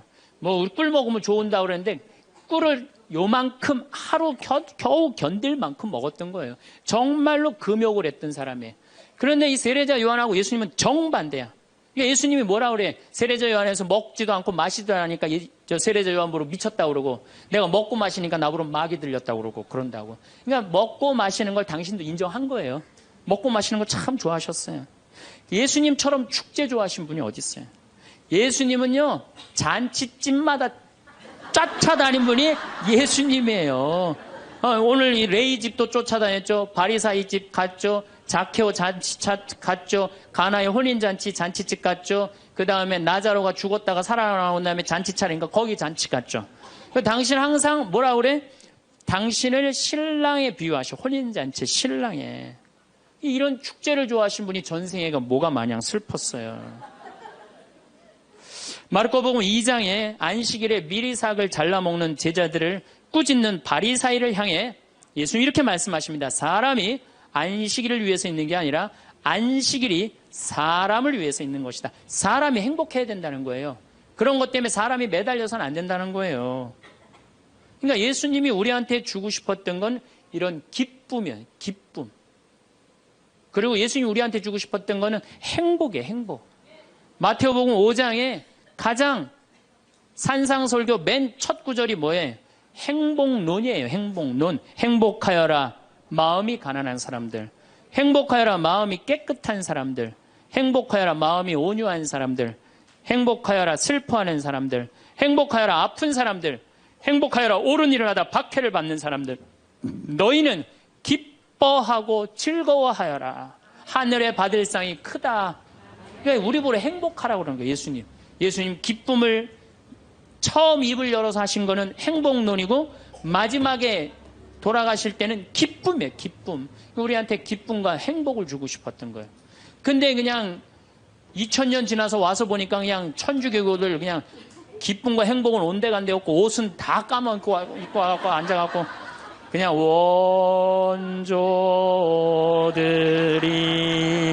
원조들이 범죄하 이러고 앉아있으면은 예수님 복장 터지겠어요? 안 터지겠어요? 또 예수님이 우리한테 주고 싶었던 게 행복, 기쁨뿐만 아니라 평화입니다. 이것도 우리 신앙생활에 아주 중요합니다. 예수님이 돌아가셨어요. 그리고 부활하셨어요. 3일 만에 부활하셨어요. 제자들한테 뭐라고 그랬냐면은 나는 3일 만에 다시 살아날 것이다. 근데 제자들은 이해를 못했어요. 죽고 난 다음에 살아난다는 말을. 그래갖고 예수님 돌아가시는 걸 보고 다 도망가 버렸어요. 이제 우린 끝이다. 그래갖고 심지어 어떤 제자들은 고기, 원래의 직업으로 돌아갑니다. 고기 잡으러 가요. 이제 우린 끝났으니까. 아니 그렇게 3년 동안 그렇게 가르쳐놨는데 그렇게 배신했는데 얼마나 열받아요 예수님은. 근데 예수님이 3일 만에 딱 살아나서 제자들 앞에 나타나요. 제자들이 당황스럽겠어요? 안 당황스럽겠어요? 우린 끝났는 줄 알았는데 다시 나타나니까 얼마나 당황스러워요. 그리고 나타나려면 1년 후에 나타나면 덜 미안해잖아요. 배반은 해놨는데 3일 만에 나타나면 얼마나 미안해요. 마음이 기쁘기도 하고 혼란스럽기도 한 거야. 근데 예수님이 이렇게 말씀하십니다. 너희들 내가 3일 만에 살아난다고 그랬느냐 안 살아난다고 그랬느냐 왜 배반했느냐 이렇게 따지지 않으세요. 입을 열어 하신 말씀이 뭐냐면은 평안하냐 내가 너희에게 평화를 주노라. 예수님이 우리한테 주고 싶었던 거는 우리가 아무리 배반하고 나쁜 짓을 했어도 예수님이 나하고 마주쳤을 때는 우리가 당황하지 말고 그렇죠. 미안해하지 말고 그러라고 무슨 말부터 건네세요? 평안하냐 내가 너희에게 평화를 주노라. 그러니까 예수님이 주고 싶었던 게 평화야. 자 여러분들 내가 성당 다니는데 기쁘지도 않고 행복하지도 않고 평화롭지도 않아. 성당 다니는 이유가 있는 거예요 없는 거예요? 없는 거예요. 그러지 않으면 뭐하러 성당을 다녀요? 예수님이 가장 주고 싶었던 건데. 또 예수님이 우리한테 주고 싶었던 게 사랑이야. 요한복음 13장에 당신이 돌아가실 때가 알자 못내 사랑하던 제자들을 극진히 사랑하셨다고 그래. 극진히. 얼마나 제자들을 사랑했으면 극진히 사랑했다고 그래. 최후의 만찬 때 밥 먹으면서 누가 배반할 건지 막 자기네들끼리 의견이 분분했잖아요. 사도 요한이 예수님 가슴에 기대서 밥을 먹었어요. 베드로가 물어보라고 그래요. 예수님한테 사도 요한한테 누가 배반할 건지. 저는 이 밥 먹는 장면에서도 예수님의 사랑을 느껴요. 마지막에 떠나면서 밥 먹는 장면에도. 여러분들 본당신부님하고 회식을 해요. 너무너무 본당신부님이 잘생기고 편안하고 좋아. 그래갖고 그냥 먹던 밥을 들고 와갖고 신부님 가슴에 기대서 먹을 수 있는 분 계세요? 예수님의 품은 굉장히 넉넉하셨어요. 우리를 다 끌어안아 주시는. 예수님 우리한테 주고 싶었던 게 기쁨, 행복, 평화, 사랑, 그 다음에 맨 먼저 하실 나는 너희에게 복음. 이게 영어로 뭐래? 굿뉴스. 다 알죠? 굿뉴스입니다. 좋은 소식을 전하러 온 거예요. 나는 하늘나라의 복음을 전하러 왔다. 굿뉴스. 좋은 소식을 전하러 오고, 예수님이 우리한테 최종적으로 열어주고 싶은 세상은 뭐였느냐 하면은 구원이에요. 구원. 근데 이 좋은 거를 갖고 내가 즐겁고 행복하게 살아도 지금 시원찮을 판국인데 우리가 그냥 우울하게 그냥 청승 떨면서 달면 옷도 다 까만 옷만 입고 다니고 말이야.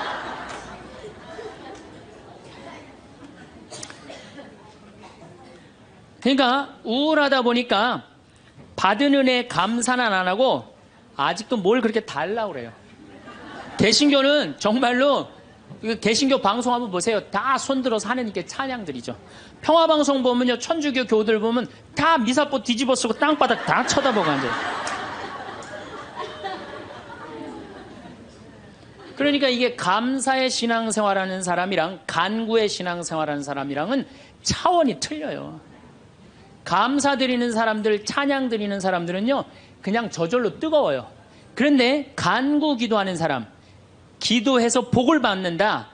이게 기복신앙이에요. 성당에 나와갖고 뭐 이거 달라 저거 달라 이거 해달라 저거 해달라 기도하는 분들 있죠? 기도해서 복 받는 거 그거 기복신앙이에요. 아, 우리 무당한테만 가갖고 기복신앙 있는 거 아니에요. 성당에 나와서도 기복신앙들 많습니다. 그래갖고 그냥 우리 신부들이 그냥 서양 무당인 줄 알고 그런 분들 많아요. 그래갖고 그냥 저한테 와갖고 그냥 제가 그냥 뭐 무슨 능력이 뛰어난 줄 알고 어디 성령 기도회 가면 안수 기도 해달라는 분 오늘도 2분 해드렸어요. 물론 오늘 해드린 안수는 내가 기적을 일으키려고 한 건 아니에요.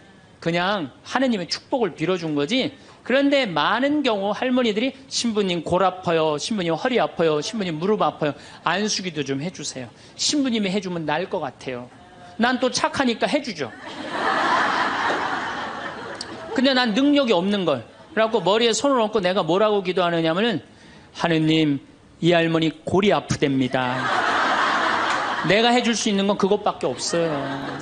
내 손에서는 아무것도 안 나와요. 난 사람도 한 명도 없고.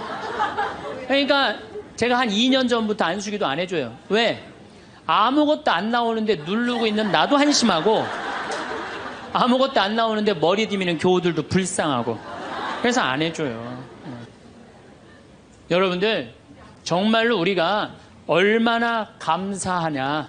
여기 적어도 명동까지 걸어서 오신 여러분들은 행복한 분들이에요. 눈 2개, 콧구멍 2개, 입 있으면 다 받은 거예요. 정말로. 여러분들 눈 하나 갈아 끼는데 얼마가 드느냐. 내가 조사를 확실히 해보니까 사실은 이거는 그렇게 하면 안 되는 건데 눈 하나 정말로 갈아 끼는데 그 장기 매매 시장에서 하나에 1억에 1억. 2개면 2억에 2억.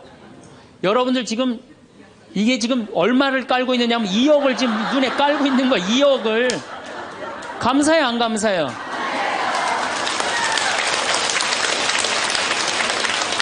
만약에 내가 아무것도 안 보여.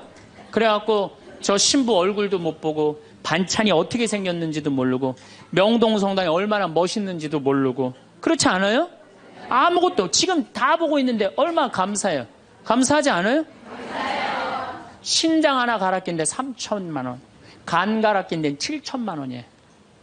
이것만 대충 따져도 3억을 여러분들 여기 지금 깔고 있는 겁니다. 근데 뭘 하느님한테 달라고 그래요? 다 주셨구만. 만약에 여러분들 내가 쓰러져 갖고 앰뷸런스에 실려간다. 1시간 산소호흡기 되는데 얼마를 내야 되냐면 36만 원 내야 돼요. 근데 여러분들 지금 공짜로 지금 오전 10시부터 지금까지 몇 시간 마신 거예요? 지금 5시간 마신 거예요. 한 200만 원 벌은 거지. 앉아서. 감사해요, 안 감사해요? 하루면 1,000만 원 버는 거예요. 이렇게 받은 은혜 감사하기도 바쁜데 뭘 그렇게 하느님한테 달라고 그러세요? 신부님, 빚이 너무 많아요. 빚도 걱정하지 말아라. 갚다 못 갚으면 죽으면 되지 뭘 걱정하고 그래. 제가 여러분들 죽으라고 그런다고 자살하라는 얘기가 아니에요. 중요한 건 뭐냐면 여러분들 지금 빚 걱정한다고 갚아줘요? 안 갚아줘요. 빚은요, 세월이 갚는 거예요. 그럼 세월한테 맡기세요. 세월한테 맡기고, 나 오늘 하루를 살더라도 즐겁게 살아요. 아깝지 않아, 이 하루? 그렇죠? 그러면 오늘 하루 정말 즐겁고 행복하게 살다 보면은 빚도 시간 지나면 갚아지는 건데, 그걸 그냥 끌어안고 그냥 주님께서 여러분과 함께 마음을 드높이 우리 주 하나님께 감사합시다. 말로는 맨날 마땅하고 옳은 일이라고 그래요. 말로는 미사 때마다 말로는 마땅하고 옳은 일이라고 그래요. 주님께서 여러분과 함께 전능하신 천주 성부와 성자와 성령께서는 여기 모인 모든 이에게 강복하소서. 미사가 끝났으니 가서 복음을 전합시다. 떠날 때도 감사하다고 그래. 떠날 때도, 성당 떠날 때도 감사하다고 그러고, 정말 감사하느냐. 마음 안에 본질적으로 내가 두 다리 있고 눈 있고 코 있으면요, 여러분들 다 받으신 거예요. 근데 우리 천주교 교우들은요, 감사하는 그 본질적인 게 안 되는 거예요.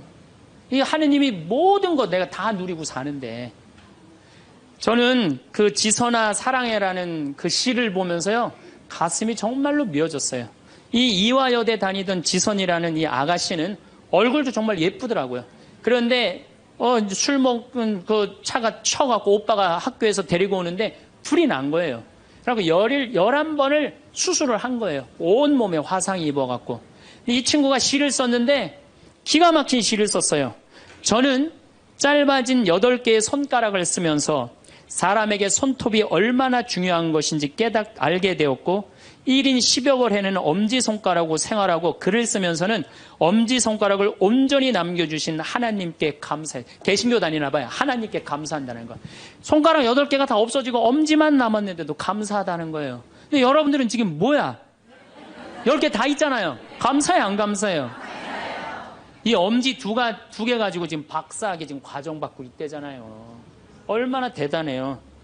더 기가 막힌 건 눈썹이 없어. 눈썹이 타서 없어졌는 모양이에요. 무엇이든 여과 없이 눈으로 들어가는 것을 경험하며 사람에게 이 작은 눈썹마저 얼마나 필요한 건지 알았다. 여러분들 지금 눈썹 있는 거 감사해, 안 감사해? 감사하죠. 온전치 못한 오른쪽 귓바퀴 덕분에, 귓바퀴라는 게 귀에 물이 들어가지 않도록 하나님이 정교하게 만들어주신 거라는 사실을 알게 되었다는 거죠. 무엇보다도 건강한 피부가 얼마나 많은 기능을 하는지. 여러분들 지금 피부 다 갖고 계시죠? 그 친구는 다 없어서 피부가 없어요. 껍데기일 뿐 별것 아니라고 생각했던 피부가 우리에게 얼마나 소중한 것인지 알게 되었습니다. 그나마 남겨주신 피부들이 건강하게 움직이는 것에 감사했으며, 하나님이 우리 몸을 얼마나 정교하고 세심한 계획 아래 만드셨는지 온몸으로 체험했습니다. 참. 하나님이 생명을 허락하신 이상 그의 생명은 충분히 귀중하고 존중받아야 할 삶입니다. 무슨 얘기냐? 여러분들 다 존중받아야 될 삶이에요. 내 꼬라지가 왜 이러냐, 내 처지가 왜 이러냐, 이런 생각하지 마세요. 사람들이 그런데요, 저러고도 살 수 있을까? 네, 이러고도 삽니다. 몸은 이렇지만 누구보다 건강한 마음임을 자부하며, 이런 몸이라도 전혀 부끄러운 마음을 품지 않게 해주신 하나님을 찬양하며, 이런 몸이라도 사랑하고 써주시려는 하나님의 계획에 감사드리며 저는 이렇게 삽니다. 누구보다도 행복하게 살고 있습니다. 정말로 이렇게 이 상황이 안 좋은 사람도 감사하고 찬양하고 그리고 살아가는데, 아니 눈 2개, 콧구멍 2개, 다리, 손가락 10개, 귓바퀴, 눈썹 다 있는 여러분들이 한탄을 한다, 원망을 한다. 이거 우리 지금 뭐가 잘못 살고 있는 거예요. 신앙인으로서 숨만 쉬어도 감사한 거예요. 숨만. 그리고 이 대한민국처럼 잘 먹고 잘 사는 나라 있어요? 이렇게 잘 먹고 잘 사는 나라 없어요. 제가 아무리 돌아다녀 봐도 한국처럼 좋은 나라가 없어요. 내가 일본에 가갖고 회를 정식을 시켰어요. 회를 정식을 시켰는데 딱 2점 나오더라고요. 그래서 나는 그게 맛백인 줄 알았어. 맛백이. 그래서 홀딱 먹었어요. 아무리 기다려도 회가 안 나오는 거예요. 그래서 가이드를 불러서 왜 회가 안 나오냐 그랬더니 아까 2점 먹은 게 정식이라는 거예요. 일본 아이들은 가서 보니까 2점, 3점밖에 안 먹어요. 제가 지난 2월 달에 미국 플로리다 쪽에 강의를 갔어요. 마침 근사한 식당에 초대를 받아서 스테이크를 먹게 됐어요. 야, 호텔에서, 그것도 그냥 회원만 먹는 호텔에서 스테이크를 먹는다고 그러는데 진짜 스테이크 요만큼, 그 다음에 감자, 콩, 수프, 땡이에요, 땡. 아무것도 먹고 났는데 배고프더라고. 거기서 배고프다고 그럴 수도 없고.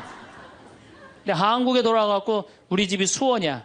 수원 갈비집들 많잖아요. 그래서 갈비집에 가갖고 갈비를 시켰는데 진짜 갈비 나오기 전에 상을 이렇게 하나 들고 나와요. 반찬, 그렇죠? 나는 갈비집 갈 때마다 궁금한 게 갈비 먹으러 가는데 게장이 왜 나오는지 난 이해가 안 돼. 게장 나오지. 그 다음에 또 뭐 나와요? 저기 뚝배기에다가 계란, 그렇죠? 요즘은 다 그거 나오더라고. 그 다음에 또 메추리알. 그 메추리알은 어디나 다 나오는 거고.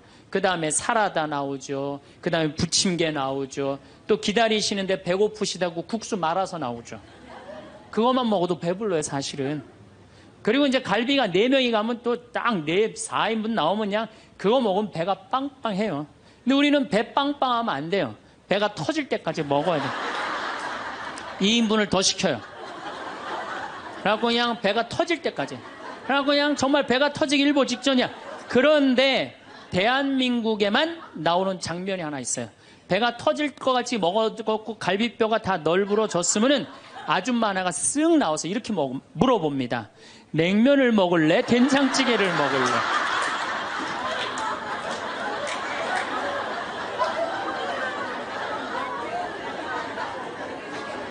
국가적으로도 정말로 잘 나갑니다. 우리나라 자동차 잘 만들어요. 그렇죠? 텔레비전 잘 만들어요. LED 텔레비전이라고 미국 시장 96% 휩쓸고 있어요. 자동차도 정말로 도요타 지금 막 추월하려고 그러는 판이에요. 반도체 잘 만들죠. 배 잘 만들죠. 97년 IMF 터졌을 때 아시아 전체가 다 IMF 터졌어요. 근데 우리나라처럼 IMF를 잘 극복한 나라는 없어요. 미국이 우리나라 기업 다 먹으려고 그랬는데 국민들이 금 모아갖고 그거 상환할 줄은 꿈에도 몰랐던 거예요. 대단한 민족이에요. 정말로. 그리고 2008년 금융위기도 우리나라가 참 잘 극복했어요. 그럼 국민들이 이렇게 행복한 나라에 살면 자부심을 가져야 될 거 아니야. 그렇지 않아요? 요즘 잘 나가요. 여러분들 일본 소니가 우리나라 삼성에 떨어진 지 5년 됐어요. 5년. 그렇게 따라가려고도 안 되는 거예요. 네? 텔레비전 잘 만들지. 작년에는 일본이 무역 흑자 200억 달러였는데 우리나라는 400억 달러예요. 올해도 잘 나가고. 근데 뭐가 그렇게 불만이 많어? 만족하고 살면 되는데 국민들이 욕심이 너무 많아요. 여러분들, 제가 세계 경제 10위권까지 들어간 나라 중에 다른 나라 침략하지 않은 나라가 없어요. 다 다른 나라 거 뺏어서 저렇게 잘 먹고 잘 사는 거예요. 우리나라가 작년에 수출 9위, 올해는 수출 7위가 올랐는데요. 경제 규모로는 15위지만은 그래도 경제권 10위권에서 이 조그만 나라에서 왔다 갔다 해요. 그런데 생각을 해봐요. 세계 10위권까지 들어간 나라 중에 다른 나라 침략해서 다른 나라 뺏어갖고 이렇게 잘 먹고 잘 사는 거예요. 미국 다른 나라 침략해 안 해요? 지금 이라크 석유 뺏어갖고 저렇게 잘 먹고 잘 살잖아요. 일본 침략했어요 안 했어요? 정말로 우리나라 저 강원도의 소나무 다 잘라갖고 저렇게 잘 먹고 잘 사는 거예요. 영국 침략했어요 안 했어요? 스페인, 남미 거 다 뺏어다 먹었어요. 그렇죠? 프랑스, 아프리카 다 베트남 거 다 뺏어다 먹었어요. 포르투갈, 네덜란드, 독일, 이탈리아 잘 산다는 나라는 다른 나라 침략해서 다 뺏어서 잘 먹고 잘 사는 거예요. 그래서 저는 여행 다닐 때 이 코 큰 놈들 얼굴 다니면 제가 뭐라 그러는지 알아요? 이놈들아 고개 숙이고 다니는 도둑놈들아. 왜? 너희들은 아프리카, 인도, 아시아, 남미 거 다 뺏어서 지금 호의호식해서 사는 거야. 지금 너희들은 아시아, 남미, 아프리카에 굶는 사람들 너희들은 당연히 도와야 돼. 왜? 니네들이 다 뺏어간 도둑놈들이니까. 그런데 세계 경제 10위권까지 진입한 나라 중에 다른 나라 한 번도 침략한 적 없이 우리끼리만 이 자리에 올라온 나라가 한 나라가 있어요.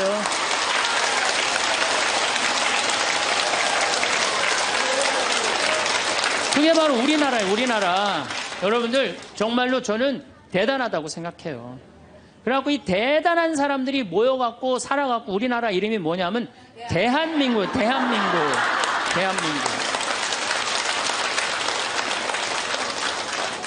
그러면 감사해야지, 행복해야지. 그런데 왜 176개 국가 중에 행복지수가 102등이야. 2007년 기준으로. 작년에 많이 올라서 65위로. 그래도 자살률은 세계 1위예요. 아직도. 국민들이 욕심이 너무 많아서 그래. 감사를 모르고 나눌 줄을 모르는 거예요. 이제는 먹고 살만 했으니까, 먹고 살만하게 됐으니까 이제는 우리 국민들이 자부심도 가지고 정신적인 성숙도 가지고 나눌 줄을 아는 이 단계에 이젠 들어서야 돼요. 근데 이걸 누가 해야 돼? 우리 천주교 교우들이 앞장서서 해야 돼. 근데 저렇게 맨날 이 까만 옷만 앉아있고 있으니 이거 어떻게 하면 좋아? 그래서 다음 시간에 정말로 우리가 어떻게 하면은 행복하게 살 수 있느냐에 대한 얘기를 조금 더 나누도록 하겠습니다. 황창현 신부님의 화가 나십니까? 2부 명강의 재밌게 보셨나요? 화를 만드는 건 내 자신이고 화보다는 감사하는 마음이 크다면 더 행복함을 느낄 수 있다는 말씀 너무 공감합니다. 감사한 마음을 가지는데 도움이 되는 명언 공유 드려요. 장 팝티스트 마시오의 감사는 마음의 기억이다. 메리 케이 앳이 감사하는 마음은 우리를 더 행복하게 하고 인생을 풍요롭게 만듭니다. 마크 툴리우스 키케로 감사는 가장 아름다운 덕목이다. 멜로디 PT 감사하는 마음은 모든 것을 축복으로 바꾼다. 조셉 우드 크루치 작은 것에 감사할 줄 아는 사람만이 큰 행복을 누릴 수 있다. 알렉스 노벨리 감사하는 마음은 불행한 상황에서도 희망의 빛을 찾게 한다. 조이스 마이어 매일 아침 감사하는 마음으로 하루를 시작하세요. 앤드류 카네기 감사는 부드러운 덕목이지만 그것은 인생을 변화시킬 수 있는 강력한 힘입니다. 찰스 티킨스 우리가 감사하는 마음을 가질 때 우리는 이미 가지고 있는 것에 더 많은 가치를 부여하게 됩니다. 케네디 감사함을 표현하는 것은 가장 중요한 인간의 품성 중 하나이다. 이 명언들은 감사의 중요성을 일깨우고 일상 속에서 감사하는 마음을 유지하는 데 도움이 될 것입니다. 건강과 평화가 함께. 감사합니다.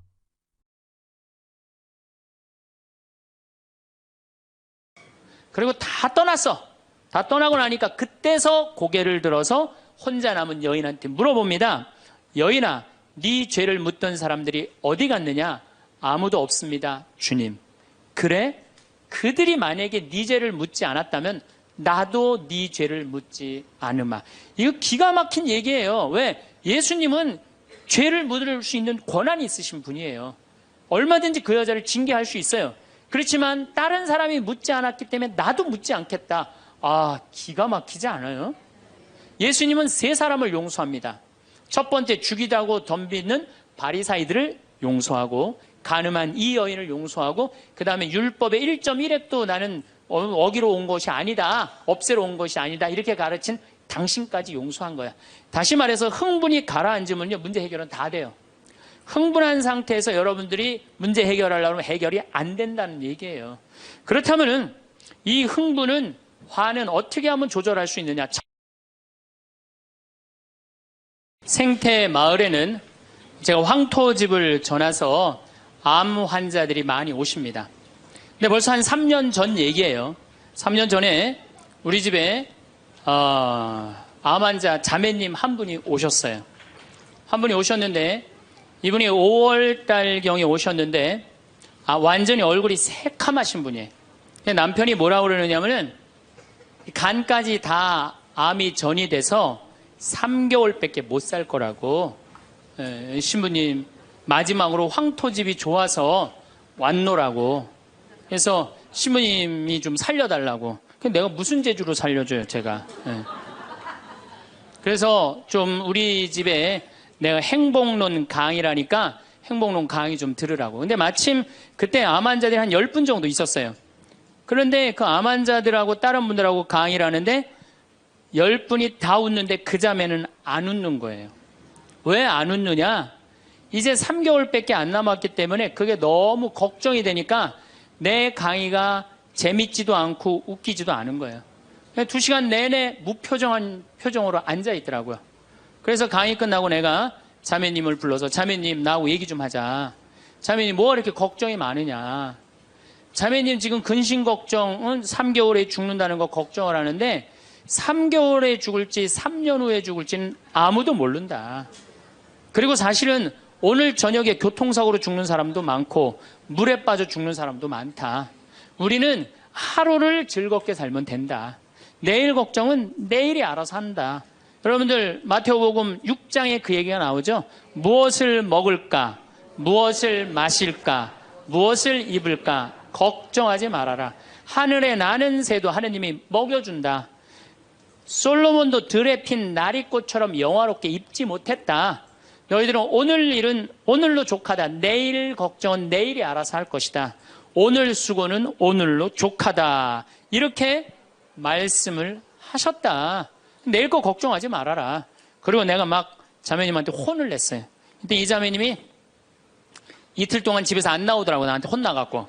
나한테 위로받을 줄 알았더니 그 이틀이 지나고 나서 자매님이 그러더라고. 신부님, 생각을 해보니까 내가 남은 3개월 동안 이제까지 하느님의 50년 동안 베풀어 주신 은혜, 감사하기도 시간 모자라다는 생각이 든다는 거예요. 마음이 바뀐 거죠. 마음이 바뀌부터 이 자매가 웃기 시작하는 거예요. 막 웃기 시작하는 거예요. 강의를 듣고 웃고 막 그 동료 환자들하고도 산책 다니면서 웃고. 사람이 웃으니까 참 보기 좋더라고요. 얼굴은 까맣게 됐지만은. 그리고 이제 6월 달에 항암을 하러 여기 암세타로 왔어요. 항암을 뭐 거의 5년 동안 암하고 투병을 했으니까 항암을 이제 한다고 10일 있다가 온다는 자매가 가자마자 6일 만에 돌아왔어요.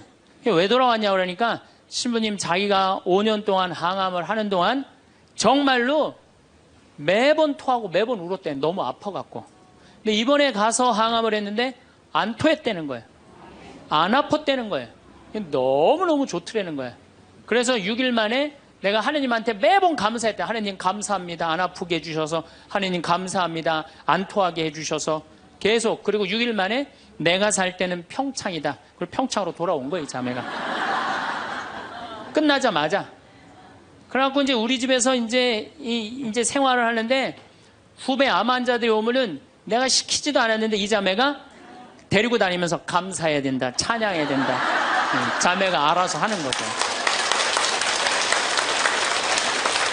근데 우리 집은 이제 7월 달이 되면은 아이들이 환경 교육을 받으러 한 4천 명 정도 와요. 그래서 암 환자들이 사실은 다 집으로 보내요. 그 자매도 이제 전라도 순천 분인데 가시라고 가셨다가 방학 끝나면 오라고. 자기는 안 간다는 거. 내가 살 때가 여긴데 어딜 가냐고.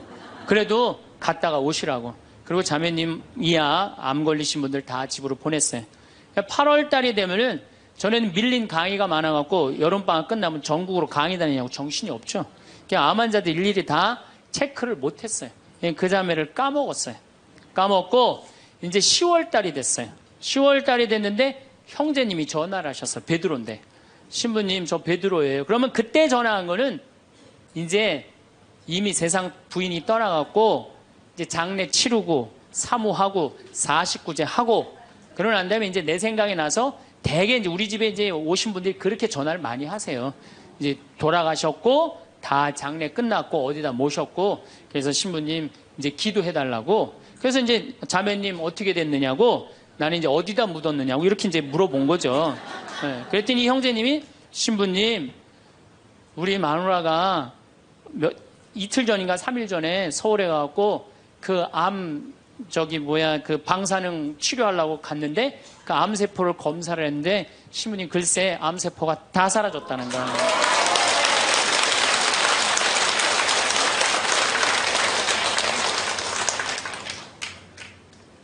마음을 어떻게 먹느냐에 따라서 굉장히 많이 틀려요. 물론 또 하느님이 불러가시면 어쩔 수 없는 거고 저는 하느님이 불러가는 것도 나쁘지 않다고 생각해요. 예, 불러가면 얼마나 좋아요. 요즘 그 미국에서 어떤 박사가 이제 죽었다가 다시 살아난 사람들 조사를 해봤대잖아요. 죽으면은 죽었다가 나도 이제 그 본당 사목하면서 죽었다 살아난 사람들 얘기를 들어보면 아주 거의 똑같아요.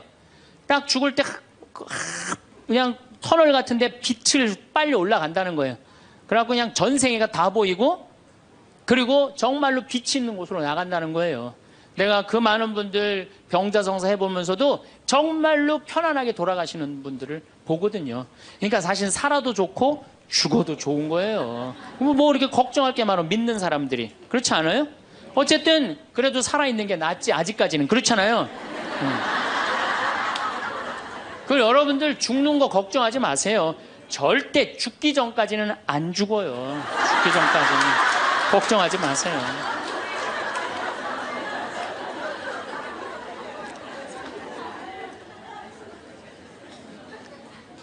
축하한다고. 근데 산책을 나갔다는 거예요. 아, 그렇다고. 예.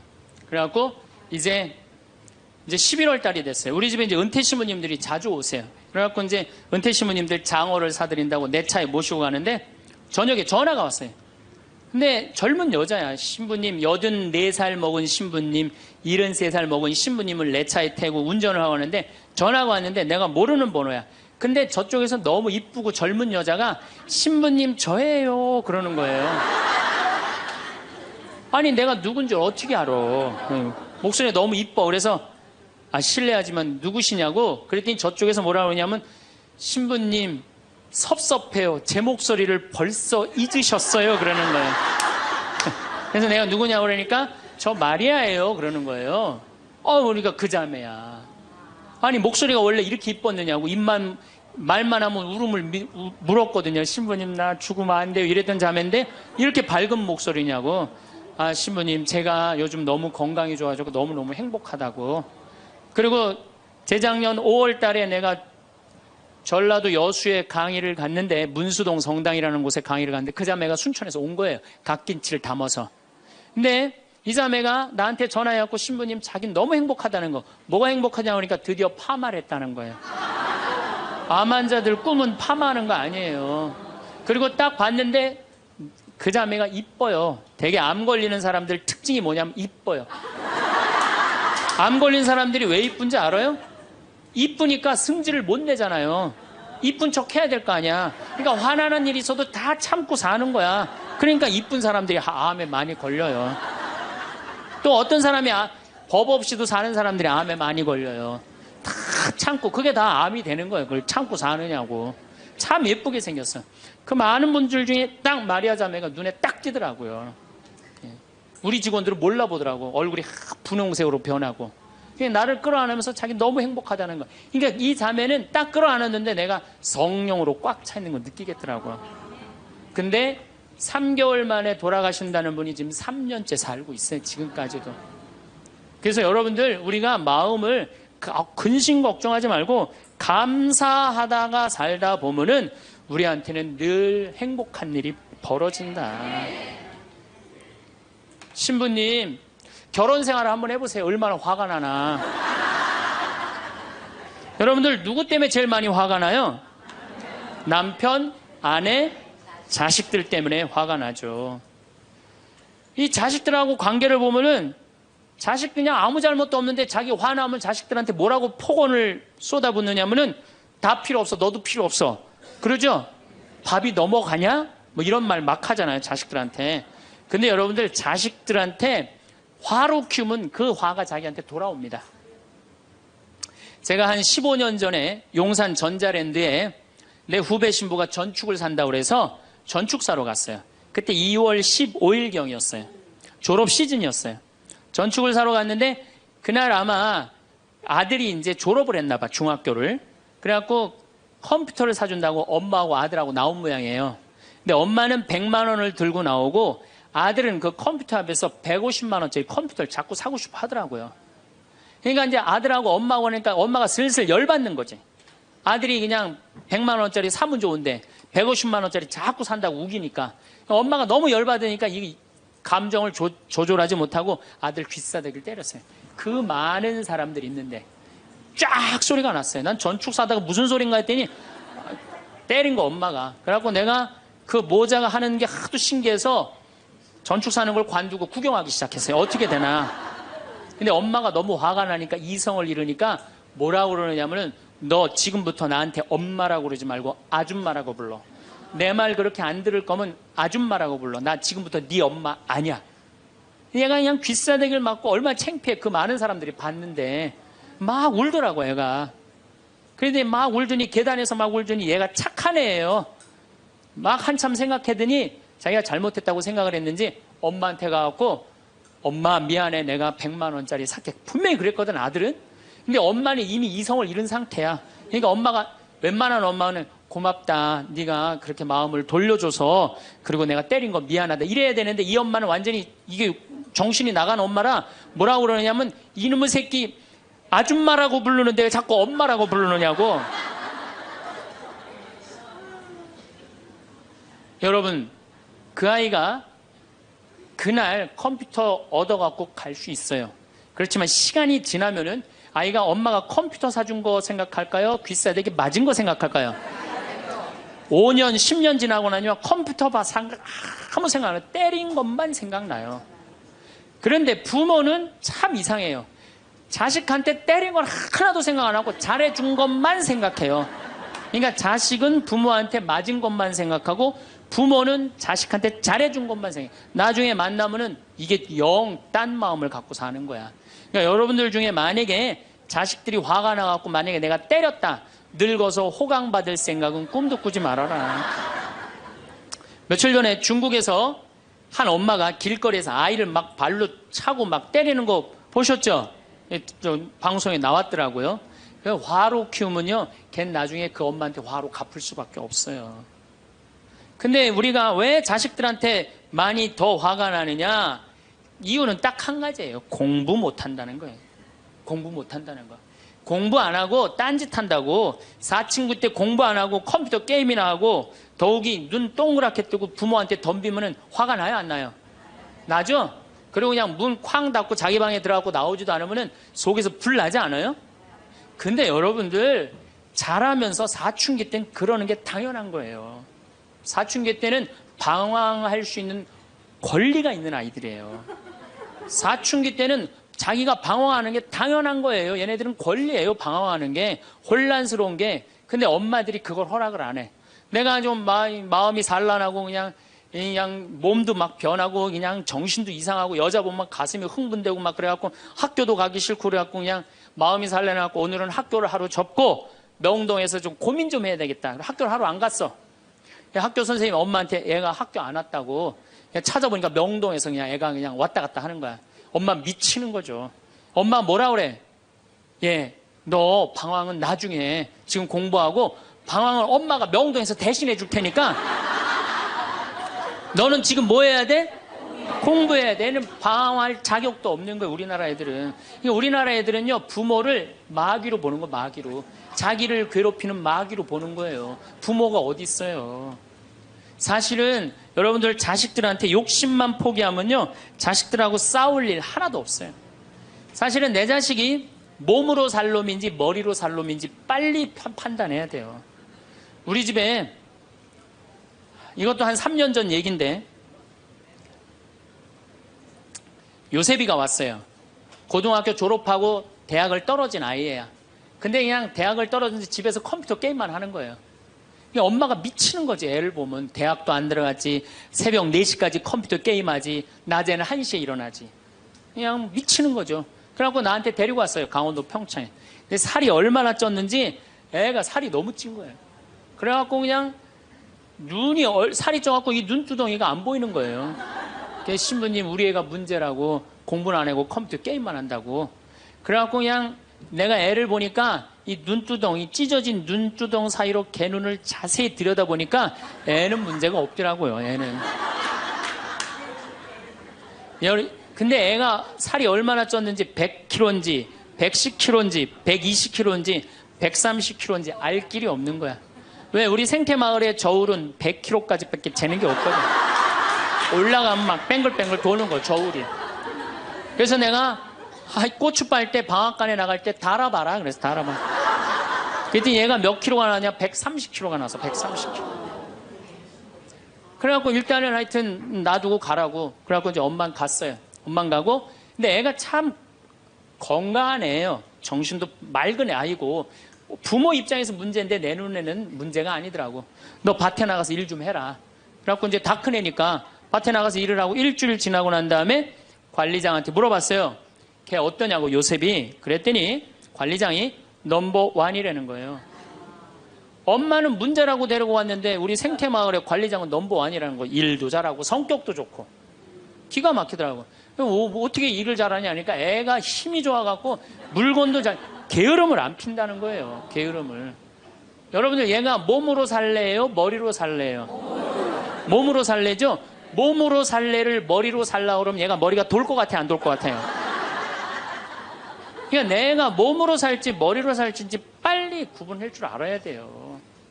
그래갖고 애가 너무 괜찮으니까 6월 달에 우리 생태마을에 앞에 강이 흐른단 말이에요.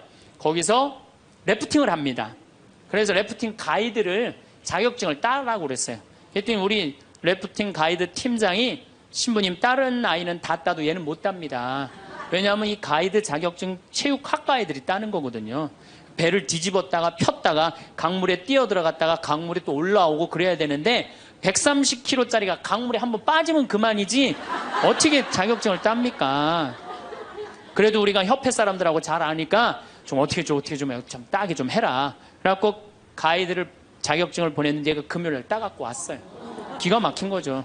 어떻게 땄냐 그러니까 그 주간에 비가 오지 않아갖고 배가 강바닥에 단 거야. 그래갖고 그냥 들어왔다 나갔다 자격증 따갖고 왔어요. 그리고 아이가 가이드를 하는데 인기가 최고예요.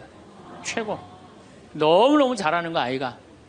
그래갖고 이제 9월 달에 엄마가 와서 보니까 아들이 130kg짜리니까 116kg가 된 거야. 그러니까 살이 홀쭉 빠지고 눈빛이 초롱초롱해진 거야. 그러니까 엄마가 가자 공부하러.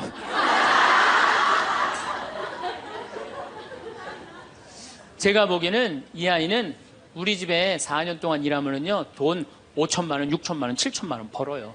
왜냐하면 우리 집에 일하면 돈 주거든요.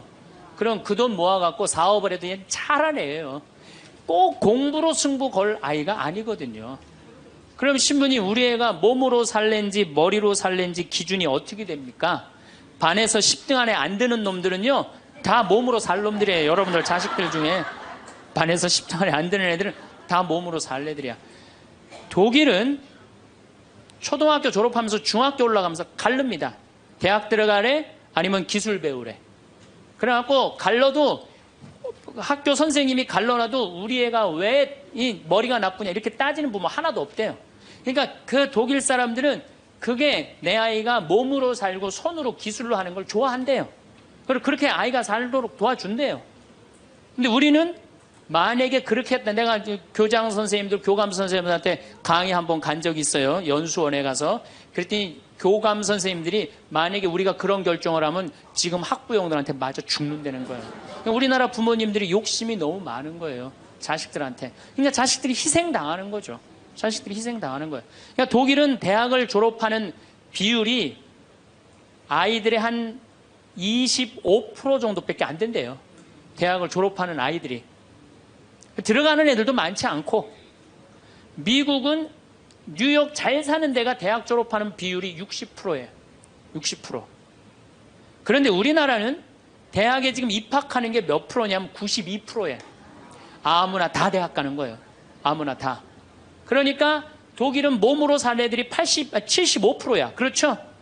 그 다음 미국은 몸으로 살 애들이 40에서 50% 정도 돼요. 우리나라는 92%가 대학, 미국이나 캐나다는 60%가 대학에 들어가도 졸업하는 건 그중에 반밖에 못해요. 다 졸업 못해요. 그래서 그쪽에 가보니까 입학은 물어봐도 졸업은 물어보는 게 아니래요. 졸업하는 게 그렇게 어렵다는 거예요. 근데 우리는 92%가 들어가면 92% 거의 다 졸업을 하는 거야. 우리는 몸으로 살 애들이 8%밖에 안 돼. 머리로 살 애들이 92%고. 공장에, 농장에 일할 사람들이 있어요? 없어요. 그러니까 이 나머지 92% 중에 취직을 다 합니까? 40, 50%밖에 못해요. 그러면 나머지 40%는요 한량으로 남는 거예요. 취직도 못하고. 그럼 그 자식 보고 있으면 속에서 불이 나요 안 나요? 불이 나죠? 근데 누가 잘못한 거예요? 부모가 잘못한 거예요. 처음부터 너는 머리로 안 될 것 같으니까 우리 몸 쪽으로 가자. 그래갖고 농사를 가르치든지 기술을 가르치면은 걔 벌써 취직해갖고 일했을 거예요.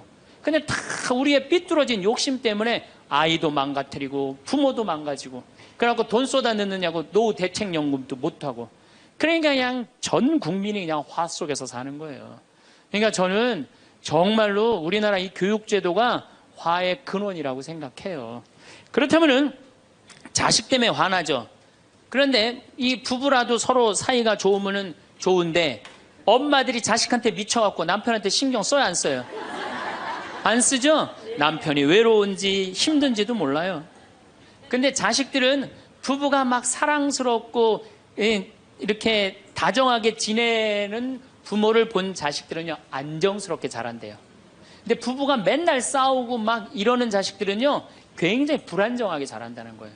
그래서 저는 정말로 감사한 게, 저는 고등학교 졸업할 때까지 부부는 안 싸우는 건 줄 알았어요. 부부는. 한 번도 부부 싸움을 본 적이 없어요, 저는. 근데 내 고등학교 때 친구가, 아이 뭐 술 먹자고 고등학교 때, 왜 그러냐 그러니까 아버지가 엄마를 때려갖고 눈탱이가 밤탱이가 됐다는 거예요. 자기 너무너무 괴롭다는 거예요. 그래서 저는 그때 충격받았어요. 어떻게 부부가 싸우느냐, 그런 충격을 받았어요, 저는. 왜냐하면 나는 우리 어머니 아버지 싸우는 걸 한 번도 못 봤거든요. 그래서 내가 그 얘기를 얼마 전에 우리 형제들이 다 모였을 때, 나는 어머니 아버지 싸우는 걸 한 번도 못 봤다. 그랬더니 우리 형제들이 이구동성으로 딱 한마디 하더라고요. 신부님이 집에 붙어 있은 적 있어야지 그걸 보는 거 아니냐.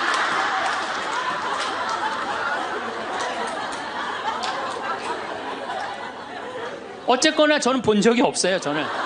굉장히 긍정적으로 자랄 수 있는 거죠. 근데 우리나라 남자들은 참 불쌍해요. 돈은 죽어라 벌지만 그 돈을 마음 느긋하게 써볼 수가 없어요. 그렇죠? 자식들 학원비에 대학 등록금 되다 보면은 30에 결혼해서 시집 장가 갈 때까지 60대까지 노예같이 사는 게 대한민국 남자들이에요. 이 남자들 짜증 나겠어요, 안 나겠어요? 화가 나겠어요, 안 나겠어요? 날 수밖에 없어요. 그런 남편들을 신경 한번 써줘 봤어요. 정말로 남편 정말로 남편을 왕대접 해줘봤느냐고. 여러분들 길 가는 사람이, 여러분들 10,000원 주는 사람 있어요? 길 가는 남자가 당신 예쁘다고 10,000원 주는 남자 봤어요? 근데 여러분들 남편은 그냥 한 달에 뼈가 빠지게 벌어갖고 200만 원이든 300만 원이든 400만 원이든 갖다 바치잖아요. 그러면 그 남편한테 감사해야 될 거 아니야. 근데 그냥 감사는 안 하고 그냥 남의 김치찌개도 그냥 제대로 안 하면 그냥 못 끓이고 그냥. 자식이라고 있는 거 학원 다니다 보면은 밤 12시에 얼굴 보기도 힘들어요. 아버지가 자식을 키우고는 있지만은 다정한 자식을 구경하기가 힘들어요. 또 사춘기만 되면 이 자식들이 아버지한테 부드럽게 합니까? 반항하고 틱틱거리고 그러면은요, 우리나라 남자들은 갈 데가 없는 거예요. 그래서 40대 남자들이 자살률이 세계에서 1위인데 우리나라 여자보다 몇 배가 많이 죽느냐면 3배가 많이 죽어요. 우리나라 40대들은 갈 데가 없는 거예요. 갈 데가. 외로운 거죠. 또 여성들도 마찬가지야. 난 우리나라 여자들도 불쌍해. 이게 다 교육 때문에 그래. 교육 때문에. 자식이 막 사춘기 때 막 생 난리를 치고 막 그럴 때 여러분들은 몇 살이 될까요? 45, 50 왔다 갔다 하죠? 그럼 여러분들은 자식은 사춘기지만 여러분들은 뭐예요? 갱년기야. 그러니까 갱년기가 되면 사실은 굉장히 케어가 필요한 거예요. 여러분들 굉장히 돌봄이 필요한 나이예요. 막 피부 처져요, 안 처져요?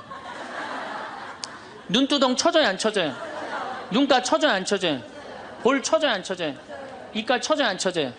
그러니까 그렇게 처지는 거 거울에 이렇게 보고 앉아있으면 어떤 얼굴이 되냐면 이런 얼굴이 돼요.